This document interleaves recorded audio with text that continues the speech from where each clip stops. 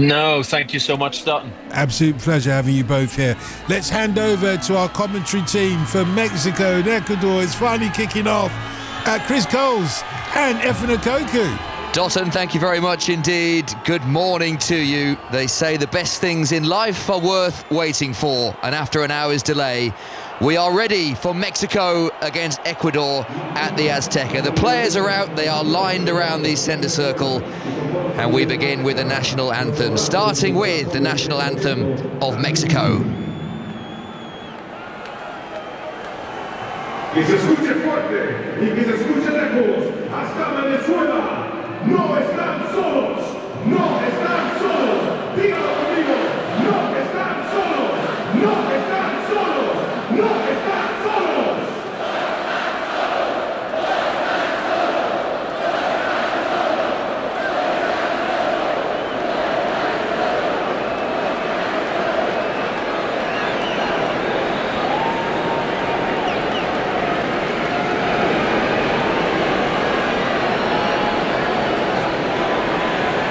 Please rise if you're able for the national anthem of Ecuador. Quien pueda, que se ponga de pie para escuchar el himno nacional de Ecuador.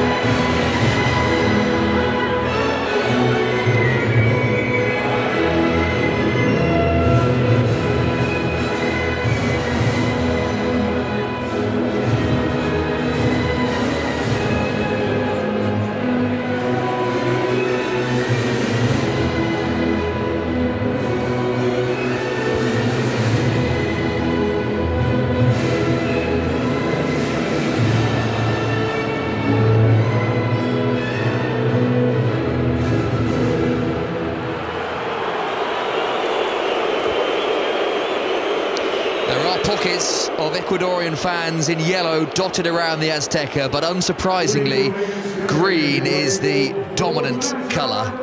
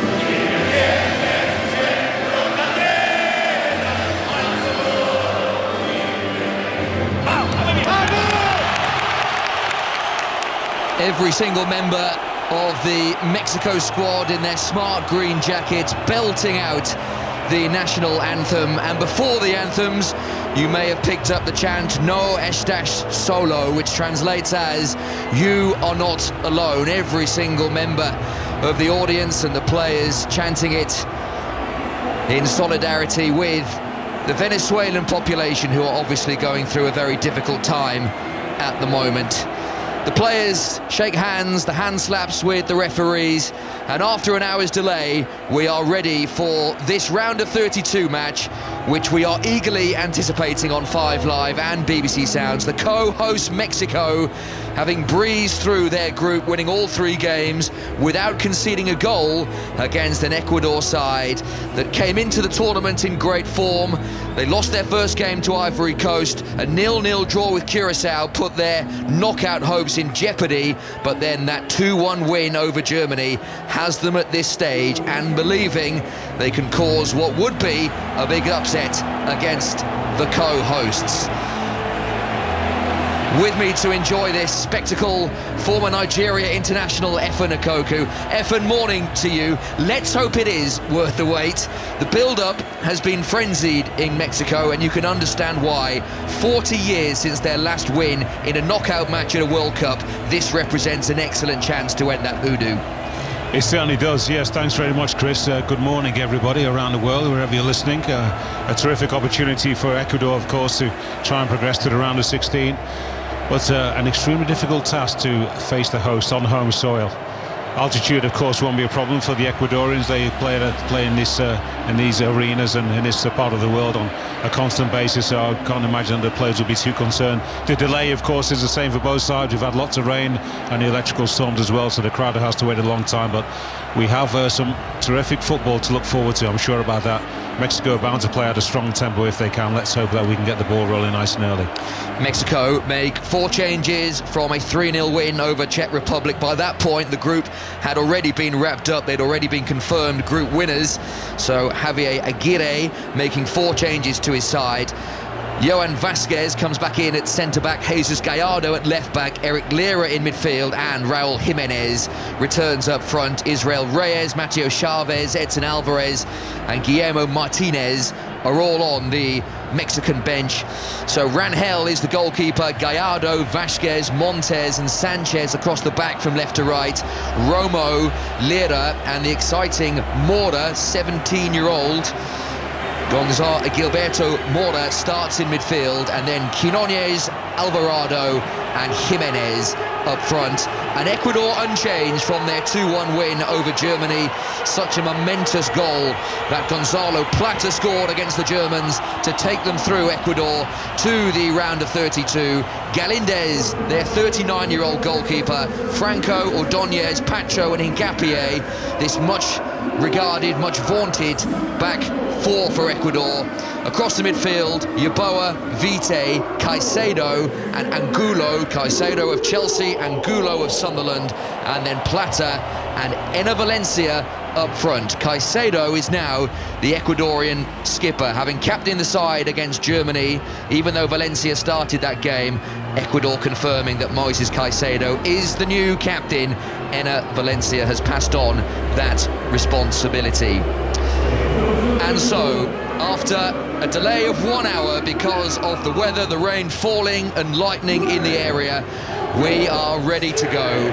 Mexico looking to do something they haven't managed for 40 years, win a knockout match at a World Cup, eliminated in their last 8 games where the stakes are at their highest and there are no second chances. Ecuador in the way, looking to match their run to the last 16 some 20 years ago in Germany, their best ever World Cup showing. Ecuador are kicking from right to left, yellow shirts, blue shorts and yellow socks. Mexico in their familiar green, white shorts and red socks, kicking from left to right, and with the first feel of the ball, Raul Rangel in goal to Johan Vasquez, who is back in this Mexican side. Mexico have their reliable centre-back pairing back together after Cesar Montes was sent off in the first game against South Africa. He missed the game against South Korea, and then Vasquez himself was rested against Czech Republic. At walking pace, Mexico are bringing the ball out very slowly from the back. Captain Montes back to Raul Rangel, who's just outside his penalty area. Ecuador not really putting too much pressure on this, and this is a very sedate start to the game. And Efan, what sort of game are we anticipating, given that, as we know, having been together for Ecuador's first game in their group, their 1-0 defeat to Ivory Coast, they keep it very tight at the back, but they're also quite impressive and exciting going forward. Yeah, I think we'll see quite a lot of this steady play we've seen in the opening seconds of the game so far. Both teams will be a little bit cagey, using their heads as much as their heart.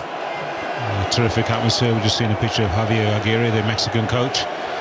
Pensive, but expectant, you would imagine. Yeah, both these sides, I don't think will be looking for too much of an open game. So much pressure. It's knockout football. Too many mistakes at this stage, and you leave the party. Yeah, a real feel that the World Cup starts now. The elongated group stage is over. The stakes at their highest. And we have seen some terrific knockout games already.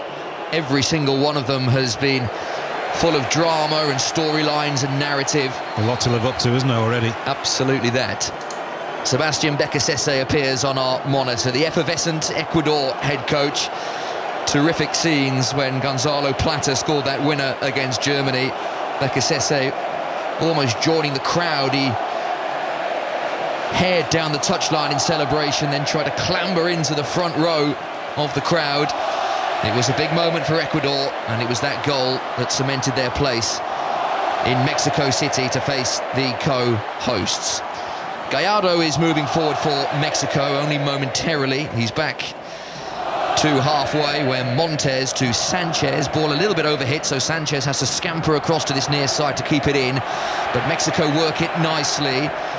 Ball to this right-hand side, and there is an opportunity for Mora, Gilberto Mora, the 17-year-old, laid off to the edge of the penalty area where Alvaro waits, skips past the challenge, and then left-footed shoots into the body of Ordóñez, who made a good block just inside the penalty area. Ecuador dally in possession, and Mora wins it back for the green shirts of Mexico. They move it to Quiñónez, whose goal started it all off for Mexico, the opening night win against South Africa. Ball at the base of the centre circle. Sanchez, the right back, calls for it, waits, receives, finds Alvaro. Ball round the corner is clever, and this is Gilberto Mora, right-hand edge of the penalty area. Lira's on the overlap, cross right across the box. No one in green able to capitalise, and it's picked up by Gallardo, and Mexico can start again. Good shot passing from Mexico in the opening minutes. And stretching Ecuador on this left side, the Ecuadorian left side of the defence, just finding one or two gaps. Mora cuts in field into the penalty area. Lovely give and go. Mora's ball across goal, cleared inside the 6-yard box. Ordóñez was very effectively positioned to get that away, and Mexico can clear downfield. Valencia is fouling Lira, and that will be a Mexico free kick, and they are keen to keep the pace high. It's got to be a good service to find Valencia. Gonzalo Plata will play slightly deeper. He's the one who will link up with the former captain, number 13, for the Ecuadorians. Big goal for Plata, wasn't it, in the last game against Giro? I think this will really give him a massive amount of confidence. Normally when you score, you've been on a bit of a barren run, then it's the next game where you truly feel... Sanchez lays off, and the right foot shot over the crossbar from young Gilberto Mora. He was well found by Sanchez across the box, and it was a decent first-time effort from Mora, allowed it to come across his body. He was always a couple of yards over. Nice cut back there when there's a little bit of pace on the ball coming on, just trying to curl it around the keeper inside that left post. Just a little bit too high, but nice early starter. Terrific excitement over Gilberto Mora, isn't there? 17-year-old, trusted with a start. Mexico in a great position. Right foot shot over the crossbar. There were better options there. And the apology comes now, because there were runners left and right, but the effort direct on goal and a long way over from Luis Romo, and he might reflect on the better options that were left and right. Yeah, poor finish really. When you decide to take the shot on from that kind of distance, about 25 yards out, I mean, he's almost apologising to Raul Jimenez on the left before he's actually finished the strike. Almost as if he was unsure and then thought, you know what, let me just go for it. It would have been a wonder goal to beat the goalkeeper from that distance. Luis Romo, who scored against South Korea in the middle game of Mexico's group. That was a much more difficult chance, but Mexico are flooding forward again. It's Romo's cross, brilliantly delivered and headed only just wide. Raul Jimenez, he hurled himself at that. Romo's distribution this time was excellent, and Jimenez heads just wide. What a ball once again. Mexico are storming down the left side of this Ecuadorian defence. Oh, he should score. Raul Jimenez has got a superb cross on the run, 5 yards outside the box, curls it away from the goalkeeper, over the Ecuadorian player, over the Ecuadorian defender, Ordóñez. Jimenez in a great position. He just mistimes his flying header. I mean, that's a dying art. Not easy to execute, but he is a powerful header of the football. Raul Jimenez really should have been getting that back on target. Superb delivery. For a player of Raul Jimenez's quality and calibre, that is a terrific chance. Golden chance. Right on the edge, inside the 6-yard box. Just slightly beyond the post as well. I think he just slightly mistimed that dive. It actually wasn't a fully committed dive. If he had it done, then he catches it properly at the meat of his head. It was a terrific cross from the right from Luis Romo, delivered with such pace that all Jimenez had to do really was try and guide it back across goal. Mexico have started this game really well. 7 minutes in, 5 live in BBC Sounds, albeit that's a loose touch in midfield. Jimenez straight out of play. And Ecuador have a throw, right back position, and maybe an opportunity to enjoy some possession, because they have been on the back foot in these opening stages. Yeah, if they can just see out the next 10 or so minutes, just make sure they don't get overexposed. Already being blown open a little bit on their left side defensively, so that's an area of concern. And just slowly got to get a few more touches in the game. Mexico are burning off this pent-up energy that they've been holding with this 1 hour delay. You can imagine there's the home side have been even more keen to get things going. Players from both sides would have been absolutely desperate to get going. Due to be a 7 o'clock local time kickoff, now 8 past. They would have had all day to think about it. The hour's delay was not what they wanted, but this game has started at a frenzied pace to match the frenzied atmosphere inside the famous Azteca, which has seen some of the world's greatest moments in football, or at least some of the most talked about moments in football. But one thing it has not seen in 40 years is a knockout win for Mexico. Indeed, the last time Mexico won a knockout game at the World Cup was at the Azteca, 1986, against Bulgaria in the last 16. And you wonder, Efan, how much of that will be playing on the minds of the players, knowing that Mexico often get to this stage, but then no further. Yeah, that's some mental baggage that has to be overcome, that's for sure. You'd imagine that there's lots of tension in the stands, fans and the media. I'm sure the newspapers would have been talking about that over the last couple of days, especially once they knew that they'd qualified. The players to a lesser extent. I think it's only when it gets brought up in interviews you'd imagine maybe they get instructed, please don't mention it. Let's not to try and put that strain on the current crop.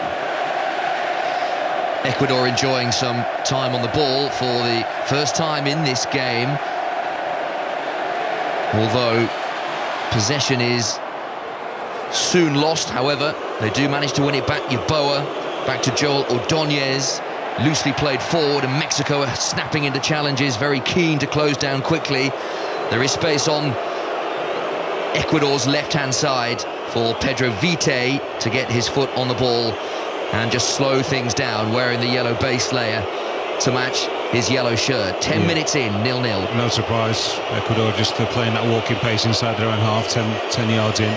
Vite goes long, that's a good-looking ball down the left. Hincapié across goal, and then a flying Cesar Montes header prevents Valencia getting on the end of that, but they're still on the attack are Ecuador. Angulo square, Caicedo, who knits everything together in the Ecuador midfield.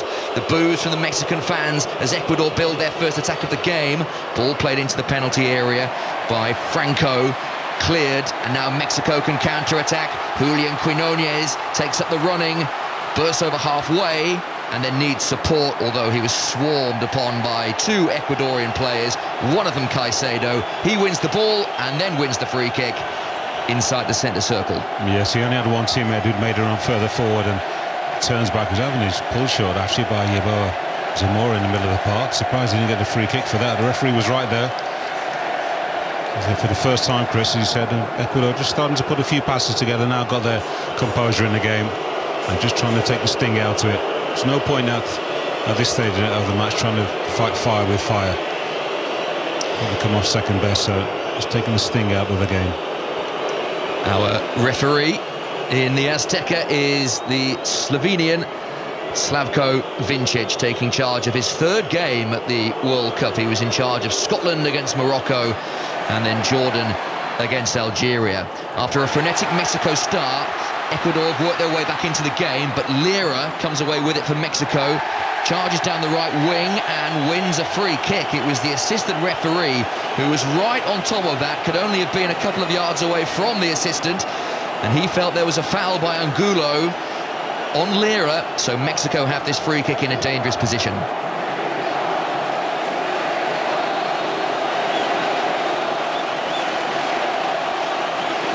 Eric Lira, who plays his club football for Cruz Azul, who play in the Azteca. He is the Cruz Azul captain, so this is a ground he knows well. Referee's assistant actually gave the throw rather than the free kick, and Mexico rather waste that decent position. Sanchez and Montes not on the same wavelength there, and that's out of play for an Ecuador goal kick. With 12.5 minutes played, Mexico 0, Ecuador 0, as we see another replay Effin of that Raul Jimenez chance, and it was a good chance. It was a great chance, 7 yards out, just diving into the 6-yard box. He just mistimed it. Mistimed that header, and that's surprising for a guy who's noted in that department for being one of the best around. Having to do with an aggressive attacking line in terms of trying to recover the ball when they lose it. Ecuador, front three of Mexico. Jimenez is the one who will do sort of the least amount of running, if you like. He'll try and keep station in that central role, but Alvarado and Quinones with Romo and Mora supporting him. And so Jimenez turns it beautifully to Quinones, and there is space for Alvarado into the penalty area. Right foot shot deflected wide for a corner. It opened up again there for Mexico, expertly held up by Jimenez. Quinones to the running Alvarado, and his right foot shot takes a nick off a defender and out for the first corner of the game. Yeah, I think that shot was actually going well wide of the post, to be honest. And Pacho, who half turns his body, just comes off the heel of his boot. Just having to worry a little bit about some of the counter-attacks, which is surprising. I just thought Ecuador would sit back just that little bit deeper, try and draw Mexico onto them and hit them on the counter. At the moment, the game just that little bit too open for the away side. Referee laying down the law inside the Ecuadorian penalty area. He's glaring at a bunch of players. Mexico take the corner short, but the referee was not ready for it. He's having a word with Alan Franco, who is in battle with Johan Vasquez in the centre of the Ecuador penalty area. Plenty of yellow mingling amongst the green of Mexico. 0-0 on 5 live. Mexico and Ecuador in this round of 32 match. This delayed encounter. Here comes the corner into the front post, partially cleared. Still there for Mexico. Sanchez, 35 yards out, centrally positioned, rolled down the line to where Montes waits. He hopefully guides it in with his right boot towards the back post, temporarily headed away. Mora's right foot effort, only just wide.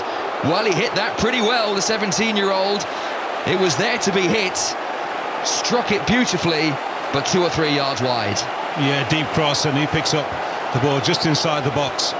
It's only, well, he's a long way out, isn't he? Well, actually, not too. He's only 17 yards out. But he's curling it over the edge, just fractions away as he tries to bend it from right to left, around and over the keeper. Not far away. It's well worth it. His teammate wanted the ball played back to Luis Romo, but I think the youngster was well within his rights to shoot from there. And you're right, he really was not far away. That was angling into the top corner. He just set it out a fractionally too wide. Had it been a little narrower, since that was 1-0 Mexico, but he certainly does not lack confidence. Gilberto Mora, who became Mexico's youngest World Cup player when he came on against South Africa in the first game, 17 years and 240 days. There is great hope that he will become the next big thing in Mexican football. Yeah, and that's a great amount of faith, isn't it, shown by Javier Aguirre, the coach. But a youngster in the starting lineup for a game of this magnitude. The game is still frantic, isn't it? It only takes about 15 minutes of games at this stage to just settle down and players get into the rhythm, burning off that nervous energy at the moment. Yeah, the pace is still enjoyably high in this delayed encounter, but what the delay does mean, you'll all be thrilled to hear, is that we are dispensing of the hydration breaks in this game. No need for the hydration breaks, Efan, so we will have a good old-fashioned 45 minutes. As novel thing, isn't it? Absolutely, I've forgotten what that feels like. Ecuador moving forward, left wing position, ball in field is a clever one as well. Yeboah tricks his way into the penalty area, and his left foot shot ripples the side netting. Head in his hands, that was close. He did really well to wriggle through a challenge, and then his left foot toe poke. Did that get a touch from the goalkeeper? I think he did. Great play, just nutmegs Montes right on the edge of the box. It's a super save, isn't it, from Raul Rangel? Oh, the referee's actually pointed to. Should have been a corner. Should have been a corner. There was a definite glove on that from Raul Rangel. Now, why have you twisted the rules so that you can have VAR look at if it's supposed to be a goal kick as opposed to a corner, but you can't have a look at it if it's a corner as opposed to a goal kick? It makes absolutely no sense to me at all. There must be a reason behind it, but no one's explained to me yet. It's what VAR does, Efan. It's not in the game. Exactly, it's not in the game to provide joy. It's in the game to take things away that we like. Yeah, it appears so. 18 minutes in, you're with BBC Radio 5 Live, and if you are only just joining us and wondering why we are only 18 minutes in and not over an hour, that's because we were 1 hour late kicking off because of adverse weather. The rain was pouring down. It was more the lightning that was the problem for FIFA, so this game became only the second game of the World Cup, match 79 of the World Cup. Only two have been weather interrupted. The France-Iraq game in Philadelphia, which got to half-time and then was delayed for a couple of hours, and this game, which was 1 hour late in kicking off. But the lightning has moved away, the rain has relented, and the pace of the game has been very good. And often you hear, Efan, that the rain helps that sort of thing. There's a nice zip to the pitch. Yeah, it's what the best players like, to be able to pass the ball, strike it, side foot, whatever your pace now, it should reach your target as long as it's accurate. Angulo wins a throw for Ecuador, 5 or 6 yards from the corner flag, and the yellow shirts can slowly plot forward again. Nilson Angulo did well to win that throw. That's a nice actually scare for Mexico, actually. Just they were undone by a great piece of skill by Zamora Yeboah a few moments ago. That should have brought a corner, but didn't. Went for a goal kick. Just to remind them that they need to be cautious defensively. Well, the bench are all up, the Mexican bench are all up in arms. I'm not sure what that was about. Looked a perfectly fair challenge from William Pacho, but the referee's assistant gave the free kick. And I think that's why they're so angry, because it didn't look like a free kick. It looked like it was a perfectly fair challenge. And it was Raul Jimenez who went flying into the base of a camera, but fortunately the cameras are surrounded by soft material, so there was no damage done, but the Ecuador bench very unhappy that the free kick's been given. It was no big deal. Jimenez was okay about it. He actually got himself back up and shared a friendly little word with Piero Hincapié. So nothing done. Anytime the bench is up like that, all the subs are up, the coaching staff are up, it's always a bad sign, isn't it? It can sometimes inflame the situation. We've just seen pictures of Sebastian Becasese. It looks like the new Bond villain, doesn't he? all dressed in black. It's that combination between Dracula and Clark Kent, isn't it? He does. Before, he does have Bond villain vibes. I'll give you that, with his His long blonde hair, he is all in black jacket, black shirt. Move over, Javier Bardem. He is somewhat of a controversial character in Ecuador. He's not liked entirely, albeit a few of the former players weren't overly happy with Ecuador going into this tournament, feeling that the handbrake should be released slightly more on this Ecuador side. Quiñones breaking forward here for Mexico, really well found into the penalty area, onto his right foot. Brilliant! It's a wonderful goal! Julian Quiñones, the man who started it all for Mexico, has scored a brilliant goal in the round of 32. The Azteca erupts. Mexico 1, Ecuador 0. What a shot, absolutely blistering. Cuts in from the left side on just inside. He just opens up the angle from the outside of the box. I think he's actually inside just about in the end. He smashes it tight on the angle past the goalkeeper. And Galindez's got absolutely no chance. Initially I thought he was inside, but I think he timed his run perfectly. Oh, he does. Just about inside his own half. They played a dangerously high line, didn't they? Yeah, he's a couple of yards inside the box. Pacho gets across, but then he turns his body and doesn't address the football. He's just concerned about blocking the shot as opposed to actually closing down. That is an absolute rifle on the angle at the near post past the goalkeeper. Galindez is just thinking about moving to his left. By the time he actually adjusts his body and moves to the right, the ball is past him. An absolute thunderbolt. A fabulous goal from a player lighting up this World Cup. Julian Quiñones, his 5th goal for Mexico, and it is a screamer into the roof of the net. He was really well found. The ball from Alvarado was clever.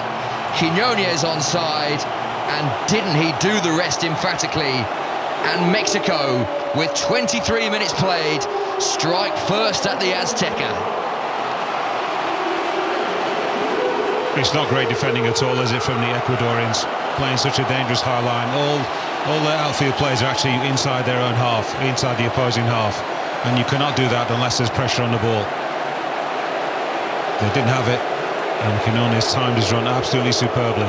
It looks so tight, doesn't it? When the ball is going wide, it's going towards the opposing goal, and the player's running. Sometimes the defenders are running across your eye line, and it can be deceptive. You think they're offside, but he wasn't in his own half. And Gulo looking for an immediate response for Ecuador. Left the ball into the penalty area. Mexico deal with that. Pacho comes assertively out of defence to keep Ecuador with the ball. Vite square across the half, base of the centre circle. Franco on, one more. Yeboah hugging the touchline in his pink boots, far side to right. This will, you feel, open the game up now. Ecuador may have wanted to keep it tight for as long as they can, but they will have to come out and play now, as Ordóñez gives it away, passes it straight to Alvarado, whose assist was cute and inventive. Nothing cute and inventive about the Quiñones finish. It was pure power, but it was pure precision as well. Yeah. And Mexico playing with such confidence. Luis Romo turns away. I think the referee has given the free kick when advantage really was there to be taken advantage of. I think we'll see replay. I got a feeling the referee actually thought that maybe he got in the way of one of the Ecuadorian players. No, seriously. Hydration break? Well, the noise from FIFA was, prior to this game, that the hydration break would not be happening. However, the players are all coming across to this near side. Yes. I take back the good news I delivered earlier. The hydration breaks are indeed happening. You were a bit premature with that, weren't you, Chris? I was. Yeah. Commercial power, advertising power has taken over, hasn't it? Well, what a way to ruin the flow of a half. I was about to say, the game was set up very nicely there, and instead we're into 2 hydration breaks. Well, why not wait until the ball is actually, maybe he's blown for a foul or the ball has actually gone out of play. Usually, that could be within 5 seconds or maybe a minute at most. Extremely formulaic, isn't it? And that's not what football is all about. Just seeing a replay of the goal again. Super delivery, wasn't it? Pass-wise. Gilberto Mora, was it the youngster? Or was it Lira? I couldn't quite see actually as he turned his body. It was Alvado's ball over the top. Alvaro, Roberto yeah. Alvaro, yeah. And the finish Great is pass. emphatic, isn't it? Yeah, he's picked his spot. There is a little bit of a gap there. As I said, Pacho didn't get close enough to him. There was a good 2 yards in between both players, and it's too big a gap when a guy who's in great form like that. And he absolutely smashed it, but hit with such technique. The ball rose, but never got higher and higher. Sweet strike. Gave Galindez no chance. His third goal of the competition, Julian Quinones scored the very first goal of this World Cup against South Africa, netted against Czech Republic, and now on the score sheet in the round of 32. The more animated words are being had by Sebastian Bekasese to his team, and that is no surprise given the scoreline of Mexico 1, Ecuador 0 here on BBC Radio 5 Live. Later on today, England in action, their round of 32 game against DR Congo. Atlanta, 5 o'clock kickoff. Paul Robinson and John Murray bringing you the commentary. And then 9 o'clock tonight, Belgium against Senegal in Seattle. We are rattling through the round of 32 matches, but not just the World Cup across the BBC Sounds network. England against India, the first T20 international, fresh after that disappointing defeat to New Zealand in the Test series. England right back in action, the first of 5 T20 internationals. 5:15, Sports Extra. It's a 5:30 start up in Chester Street.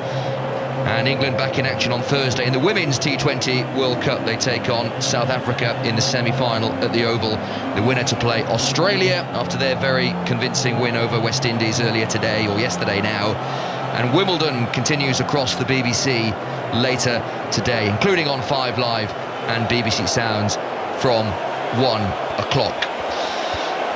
And FNU called it. It was a rather strange point in which to call the hydration break, and as such, referee Slavo Vincic drops the ball at the feet of Mexico, and we can get this round of 32 game back underway.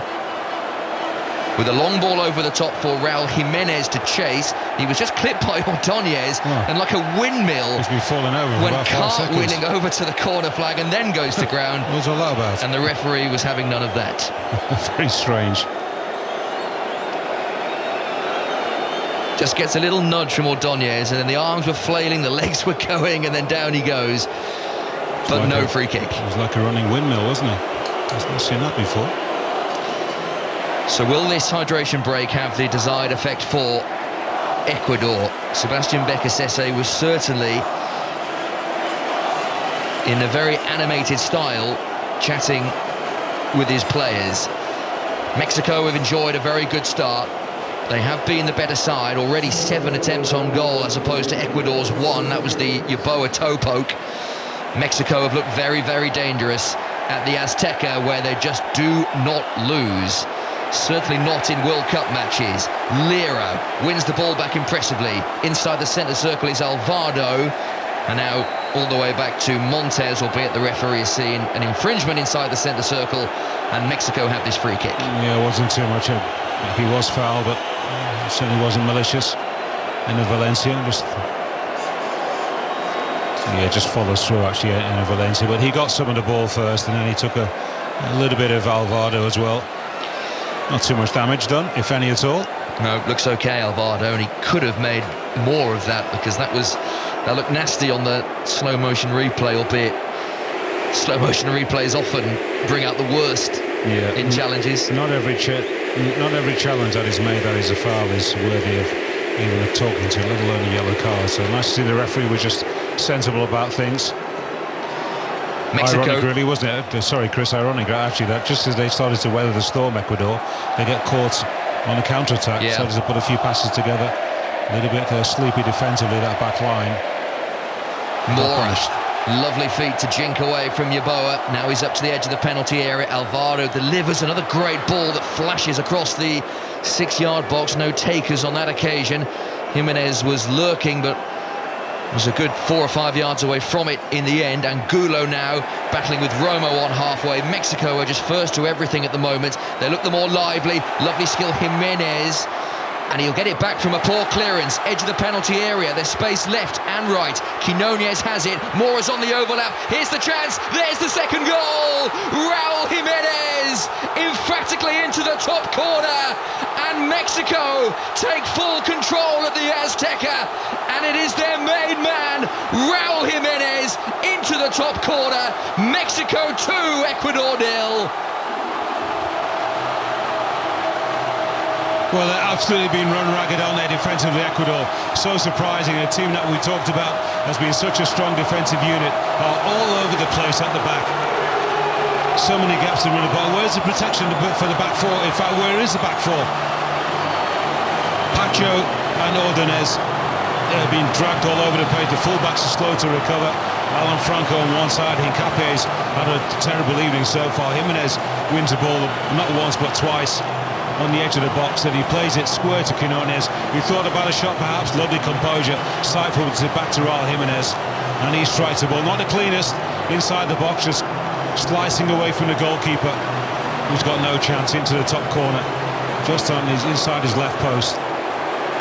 That's a triumph for perseverance and determination to win the ball back at all costs, as you said, Chris. I'm just unable to cope with it right now. Ecuador 2-0 down and in big trouble. There was a really poor pass out from the back. Joel Ordonez gifted it straight back to Mexico. 3 passes later, Jimenez into the top corner, and Mexico in full control of this round of 32 match. 40 years since their last knockout win at a World Cup. They get to this stage and often no further. They get to the knockout round and often no further. 7 last 16 exits. But they are on course to end that hoodoo and reach the last 16, where they will play either England or DR Congo at the Azteca. And whoever makes it, and England of course will be favourites to make it, they won't fancy it. Well, you'll have to play well and very well to beat Mexico on home soil. Massive goal for Raul Jimenez, second on Mexican all-time scoring charts, 47. Perhaps a few more to come in this tournament.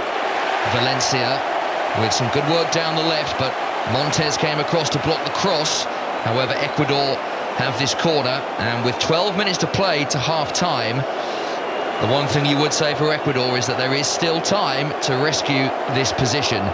And if they can get one back early, it will just send a few jitters around the Azteca. Yeah, between now and half-time, Chris, they just have to make sure that they are tight defensively. Sebastian Becasese just got to get the word out to his players. Do not concede again. We said a long way to go. So many things can happen between now and the end of the half, let alone 90 minutes. Well, a few players going down in the 6-yard box. 2 Mexican players are down, Sanchez and Alvarado. Yeah, Ruffy wants them up. Nothing much going on there. Yeah, it's Valencia went almost like a rugby maul, went straight over the top. And now referee Vincic, who is an imposing referee, he must be a good 6'3", 6'4", towers over plenty of the players, exerting his authority as the rain just begins ever so slightly at the Azteca. Caicedo over this corner, underneath the crossbar. Rangel punches clear. He will be picked up by Pedro Vite on the edge of the penalty area, but Ecuador now go all the way back to the halfway line, and then a hopeful ball swung in by Angulo. Not too sure who he was looking for there. End result, though, is a Mexico goal kick, and they are in full control of this round of 32 match, leading as they are by 2-0. They've just been out-hustled, out-harried in almost every department so far. The Ecuadorians unable to match fire with fire. And if you can't do that in the middle of the park up front, you know, your 2 forwards can be so important in a game like this, where you just need them to be available to receive the ball and take the sting out of the opposition play, and making sure it doesn't come back. So your defenders and midfielders who have to keep on working. So far, Valencia and Plata have been non-existent. Valencia may get away with the yellow card here. I think he took out Alvarado. It wasn't too much in it, but he's committed a few fouls already. Alvarado was ready to turn and move away from Angulo, who clearly pulls him back. Referee perhaps a little bit lenient there. And Angulo, with his bright peroxide blonde hair, escapes further punishment. Alvaro gets to his feet. There wasn't much in that, actually. Terrific noise around the Azteca. I'm sure there would have been a few nerves from the Mexican fans. This means an awful lot to not just the 70-odd thousand Mexican fans inside the Azteca, but the millions watching around this football-mad nation. But they have made the dream start to this game. Pacho heads a ball away from the edge of the Ecuador penalty area. Mexico throw midway inside the Ecuador half. Mora leaves it to Gallardo to take. They're playing like a home nation, aren't they? Buoyed by the crowd. And we were talking about the 12th man, but it's certainly really advantageous if you're able to feed off the crowd. And they've done that so far extraordinarily well. At the moment, Mexico playing with great tempo. They're playing with terrific vim and vigour. They're moving the ball around quickly. They're winning it back quickly whenever they lose it. They've lost it here. Romo just a little bit lax in possession, and it allows Ecuador to stride forward. Valencia, though, is dispossessed. Jimenez with an awkward piece of control, and Caicedo will just tidy this up and play it to Ordóñez, who can bring Hincapié into the game, who's just inside his own half. He has two arms out to say to his teammates, calm it down, let's just keep the ball for a bit. And using his experience. The game is not lost yet. Still plenty of time to go. Angulo looking to trouble Alvaro. He's going from left to right across the Mexican half. Ball was a little bit short. Caicedo is then clearly caught by Quiñónez, and that will be an Ecuador free kick. Quiñónez picks Caicedo up. Who doesn't want to be picked up? Exchanging a few words. Yeah, it was a clear foul. Quiñónez. No. He's milking that. There wasn't much in that. I think that's why Quiñónez is a little bit unhappy with Caicedo's theatrics on the floor, but no real need for the referee to intervene there. It was sorted out relatively quickly. Just been watching their defensive line here, the Ecuadorian back line, the last couple of minutes, and it really is all over the place. The two centre-halves have got to make sure they pull in one of their full-backs at all times. Too easy for them to be defeated by one decent long ball. Caicedo's free kick deep to the back post, too deep for everyone, and that harmlessly drifts out of play for a Mexico goal kick. They're 2 goals to the good with 7 minutes to play until half-time. It was surprising me when Moises Caicedo was taking a free. We were just seeing a replay of the goal again. Jimenez does some fantastic work, tries to beat Pacho, but then he's first to the ball. Before Pacho can actually recover, he's already gone past him. And then he gets himself into position right on the edge of the box. As Quiñónez side-footed to him, takes one step in it and strikes him. Pacho is nowhere to be. 3 challenges that Pacho made, and he was nowhere near either of the 3. And on the 3 occasions he was beaten by Raúl Jiménez. That should never have happened. Given how good Ecuador have been defensively, a real surprise that they have been opened up as easily as they were. Certainly for the second goal. They still possess a threat, and Yeboah carries great threats, and he's into the penalty area, space to shoot, he's on his left foot, goes for goal and produces an excellent effort that Rangel has to parry behind. That's more like it from Ecuador, and Yeboah had several chances to shoot, and when the shot eventually came in, it needed saving. It was a good shot, but it was always curling towards the goalkeeper. Rangel took no chances, just flying to his right, but he wasn't at full stretch and turned it around the post. Yeboah just didn't quite get the angle to send it just inside the post. Good attempt though. He's looked the liveliest of the Ecuadorian forwards so far. Caicedo's corner with a sea of Mexican support behind Rangel's goal, most of them whistling. Caicedo's corner, that's comfortably headed away by Montes, just outside the 6-yard box. Franco will collect, but he's very close to the halfway line, and in fact has to go all the way back to goalkeeper Hernan Galíndez. Priority, of course, has got to be making sure that they don't concede a 3rd goal before half-time. Ecuador turn this game in.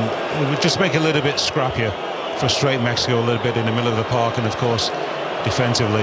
Angulo, nice trick into the penalty area. Low ball across is really well defended.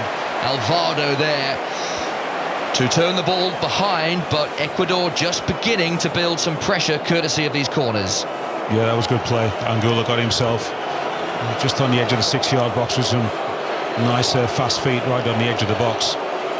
So the two wide players are looking the sharpest for Ecuador right now. Caicedo over yet another left wing corner, so this will be an in-swinger from the Chelsea man, deep, punched away effectively by Rangel, and that drops out of play for an Ecuador throw, level with the edge of the Mexico penalty area. Throw taken quickly, but Ecuador now all the way back on halfway. Franco to Caicedo, on one more to Hincapié, whose left foot cross off the head of Sanchez. Lucky to get that. And ricochets out for another corner. That's almost nobody was playing that in the box, and Valencia was the only man there, but they do win another corner. I'm glad to see that Caicedo doesn't seem to be taking this one. Set pieces so far have been awful, to be honest. Never thought that was a strong part of his game, and to be able to guide balls into boxes from set pieces. Instead, Nilson Angulo takes responsibility this time for Ecuador, desperate to get a goal to give them away back into this round of 32 match. They trail 2-0. Angulo, arm aloft, delivers into the front post. That was met convincingly by Jimenez, and the last touch off Hincapié, and that will be a Mexico goal kick with 4 minutes of the first half to play. I've just seen a replay of Zamora Yeboah cutting inside. Not once but twice Sanchez was tricked and twisted.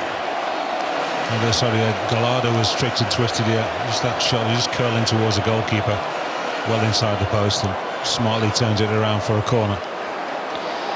Had a good season for Venezia, did John Yeboah. Helped them to the Serie B title in Italy and promotion. 10 goals. Started all 3 of Ecuador's group games, but was taken off in all 3 of them.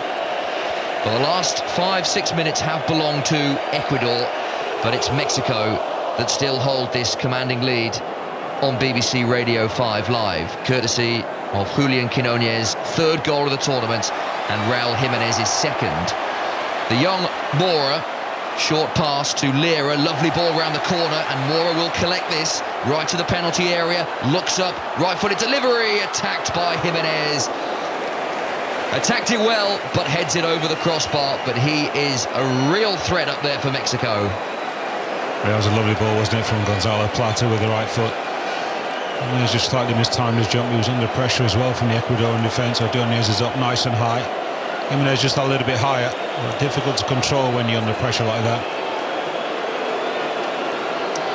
Winning cap number 127, the 35-year-old who will be back at Wolves this coming season, having left Fulham, where he scored 31 goals in 115 appearances, but he is back at Molineux, where he is very much a fan favourite.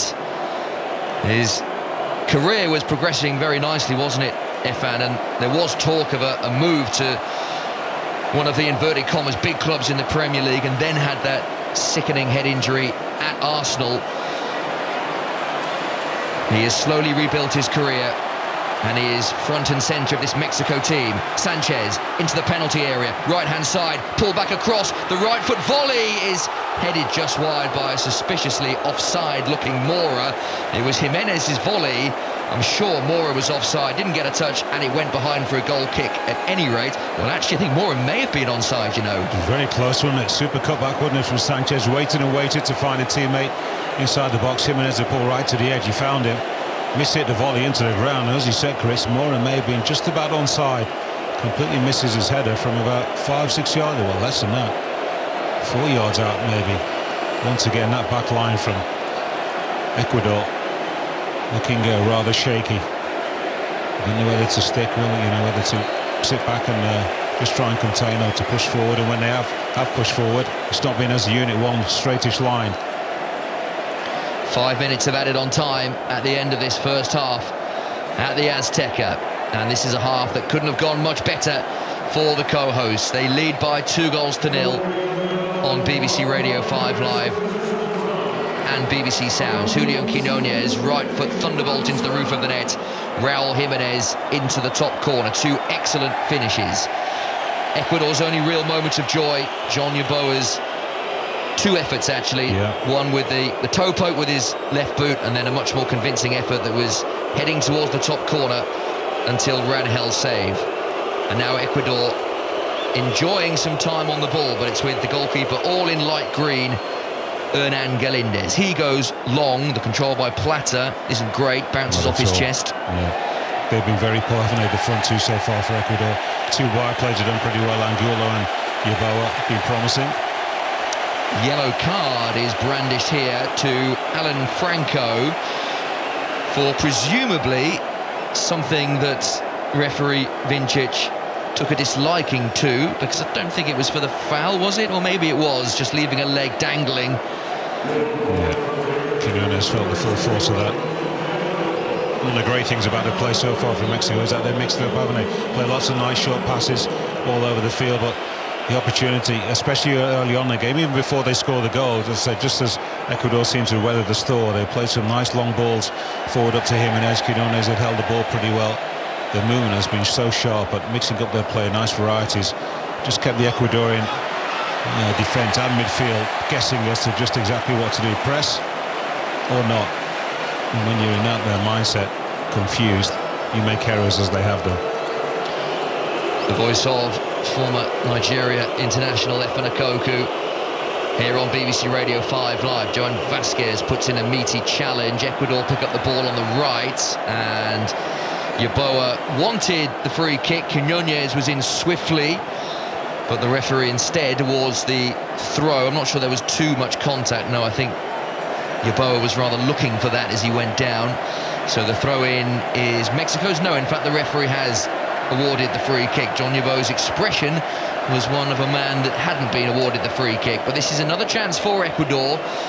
We're halfway through the 5 minutes of added on time at the end of this first half, and Caicedo is over this free kick, 2 yards in from the touchline, far side the right. Caicedo deep to the back post, and too deep for everyone.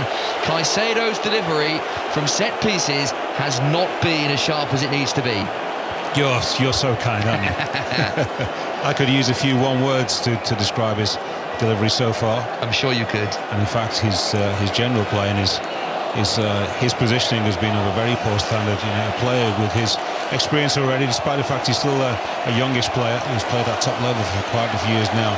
Leader of the team, captain, he should be a little bit more controlled in the middle of the park.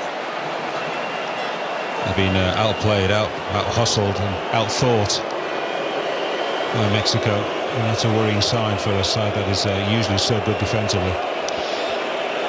Mexico have undoubtedly been the better of the two, and they fully merit this 2-goal advantage that they have chiselled out in the first half at the Azteca. Mexico 2, Ecuador 0. We've got 90 seconds of the first half to play, and the ball is deep inside the Ecuadorian half, albeit Franco wanted to take the throw from the halfway line, but referee Slatko Vincic is marching him almost halfway back.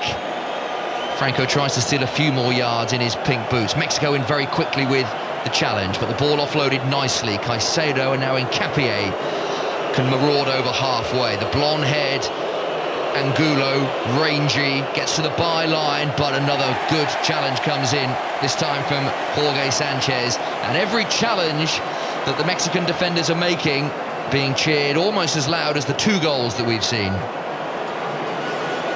Angulo's looked sharp, hasn't he? This time he goes right around the outside of Sanchez, skips past him, clips the ball over the full-back. Good cover in the end from Montes. He's a big guy, doesn't he, but covers the ground well. Another Ecuador corner. Can they make one of these corners count? This is their 5th of the match. Referee glaring with intent inside the penalty area. That's Ecuador go short. There's a bit of variety. Angulo square all the way back to pretty much the base of the centre circle. Different angle to cross. Oh, in fact, the referee says there's no time for that. Well, that was all a little bit wasteful from an Ecuador perspective, given how close we were to half-time. But it has been Mexico's half. 40 years since they last won a knockout game at a World Cup, but they are well on the way in the Azteca, leading by 2-0. Quinones after 22 minutes, right foot shot into the roof of the net. Jimenez, 9 minutes later, with a lovely curling effort into the top corner. Ecuador have not been at the races, and the co-host Efan Akoku thoroughly deserve this 2-0 advantage. Absolutely. If I was going to use one word to describe the Mexican play in this first half, it's been fierce. They've been sharp, they've been precise, great technique, determination, courage on the football.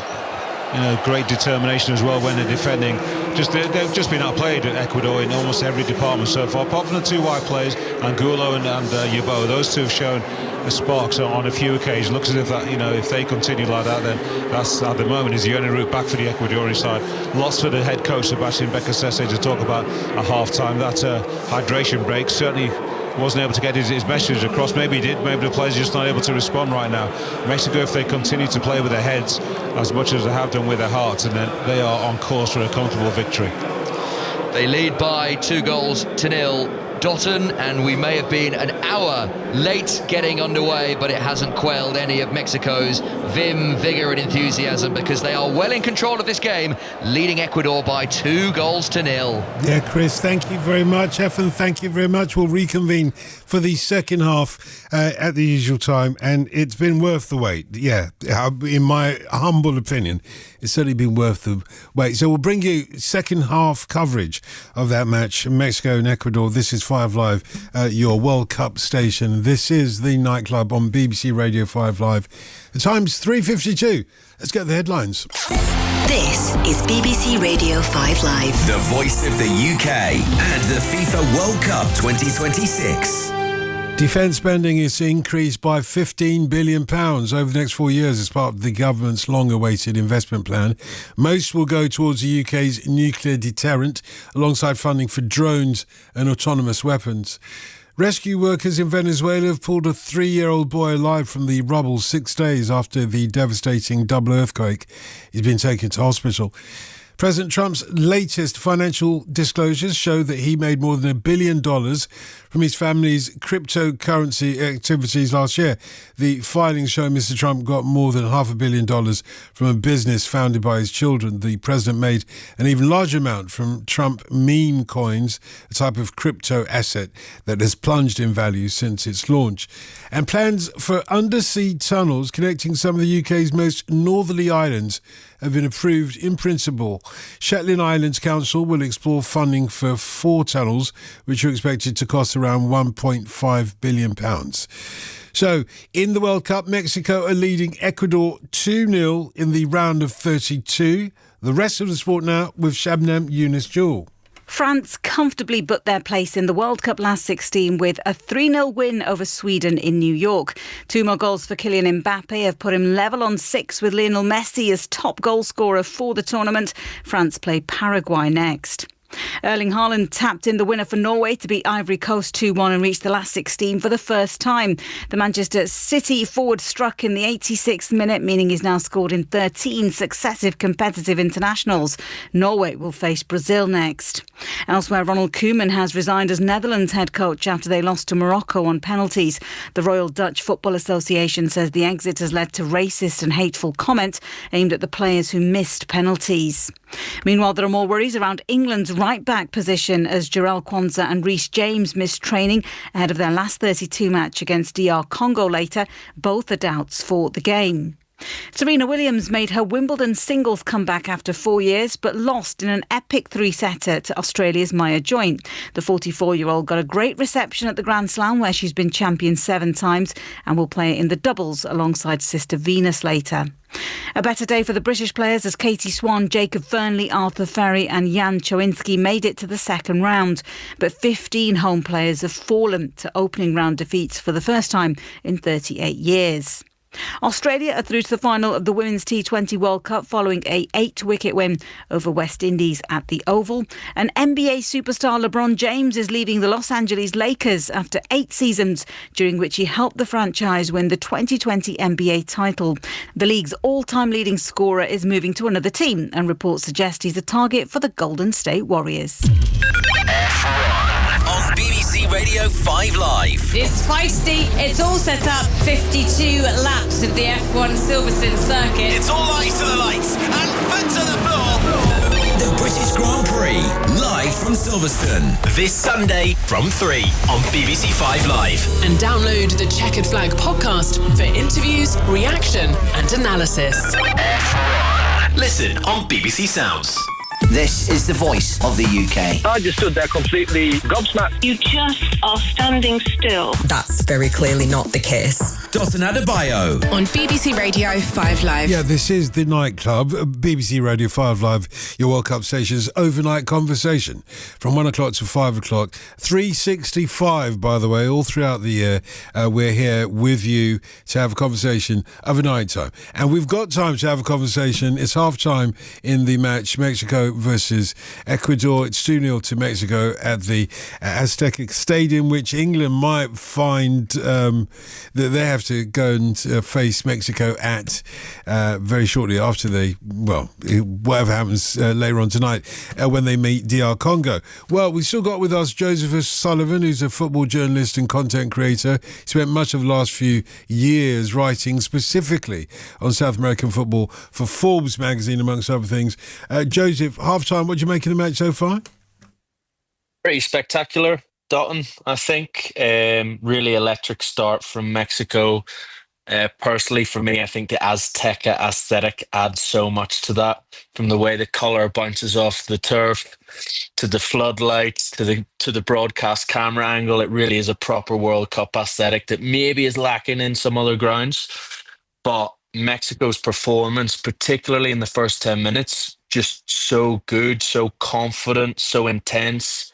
Gilberto Mora, the 17-year-old, calling for the ball, shooting from all angles. He is so impressive. Yeah. The South American commentary I was listening to said that first 30 minutes was the best 30 minutes in Mexico World Cup history. That's saying something. Yeah, the 17-year-old, a word or two about him. He seems to have come out of nowhere. Mexico's youngest ever World Cup player. And, you know, he's got all the exuberance and the confidence of a 17-year-old that you'd expect. But he is so talented. Yeah, sensational. Mora is playing his football in Mexico, obviously still 17, has almost played as many international games as he has played club games.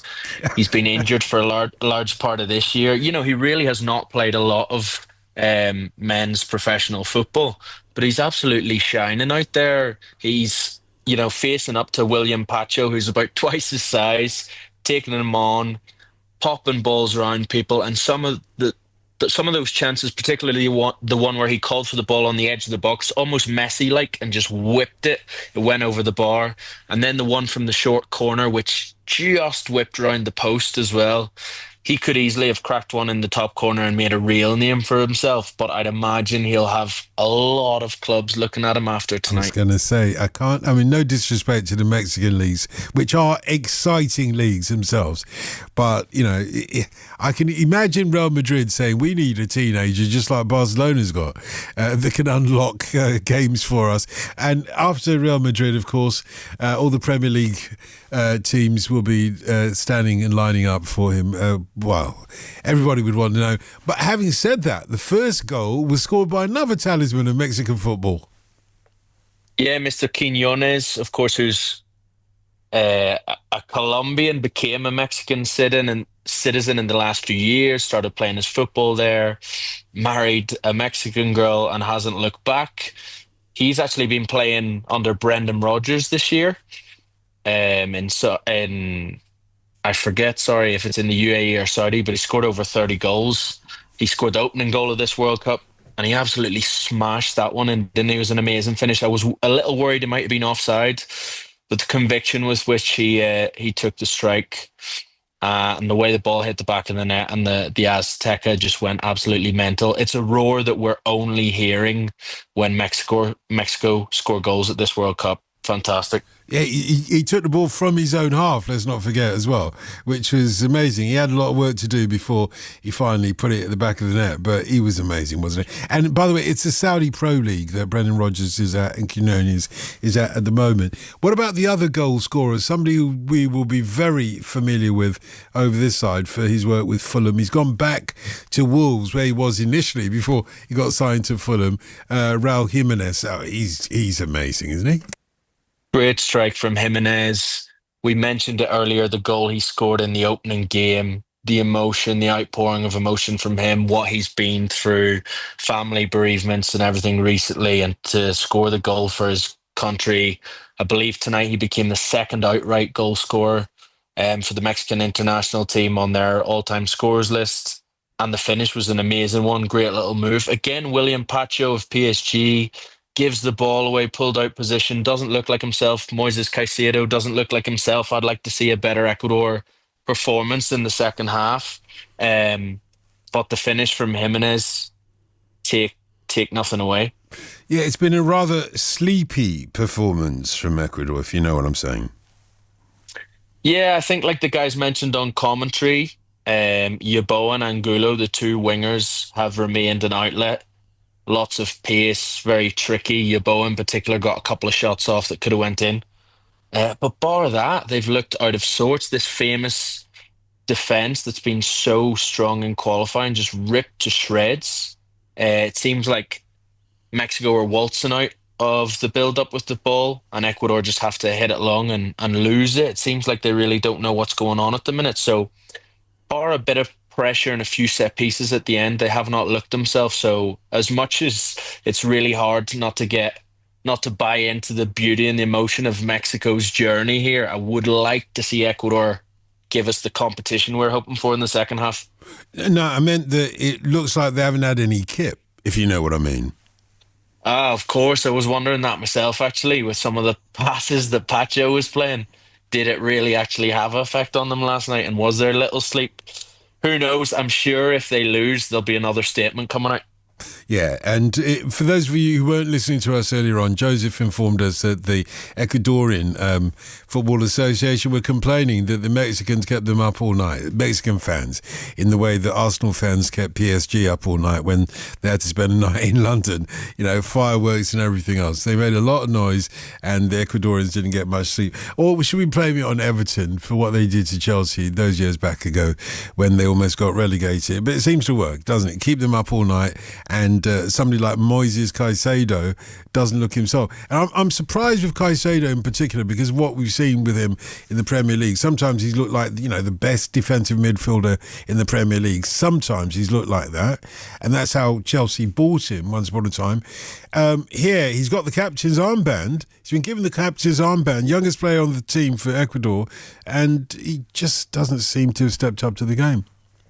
Yeah, I think the way the teams have set up, it looks like a 3-on-2 in the middle there, and Mexico are sort of popping the ball around. Caicedo and Vite, the lesser known Vite, who had a great game against Germany as well. Usually you could play with a man less if you have Caicedo on your team, but they do look off it.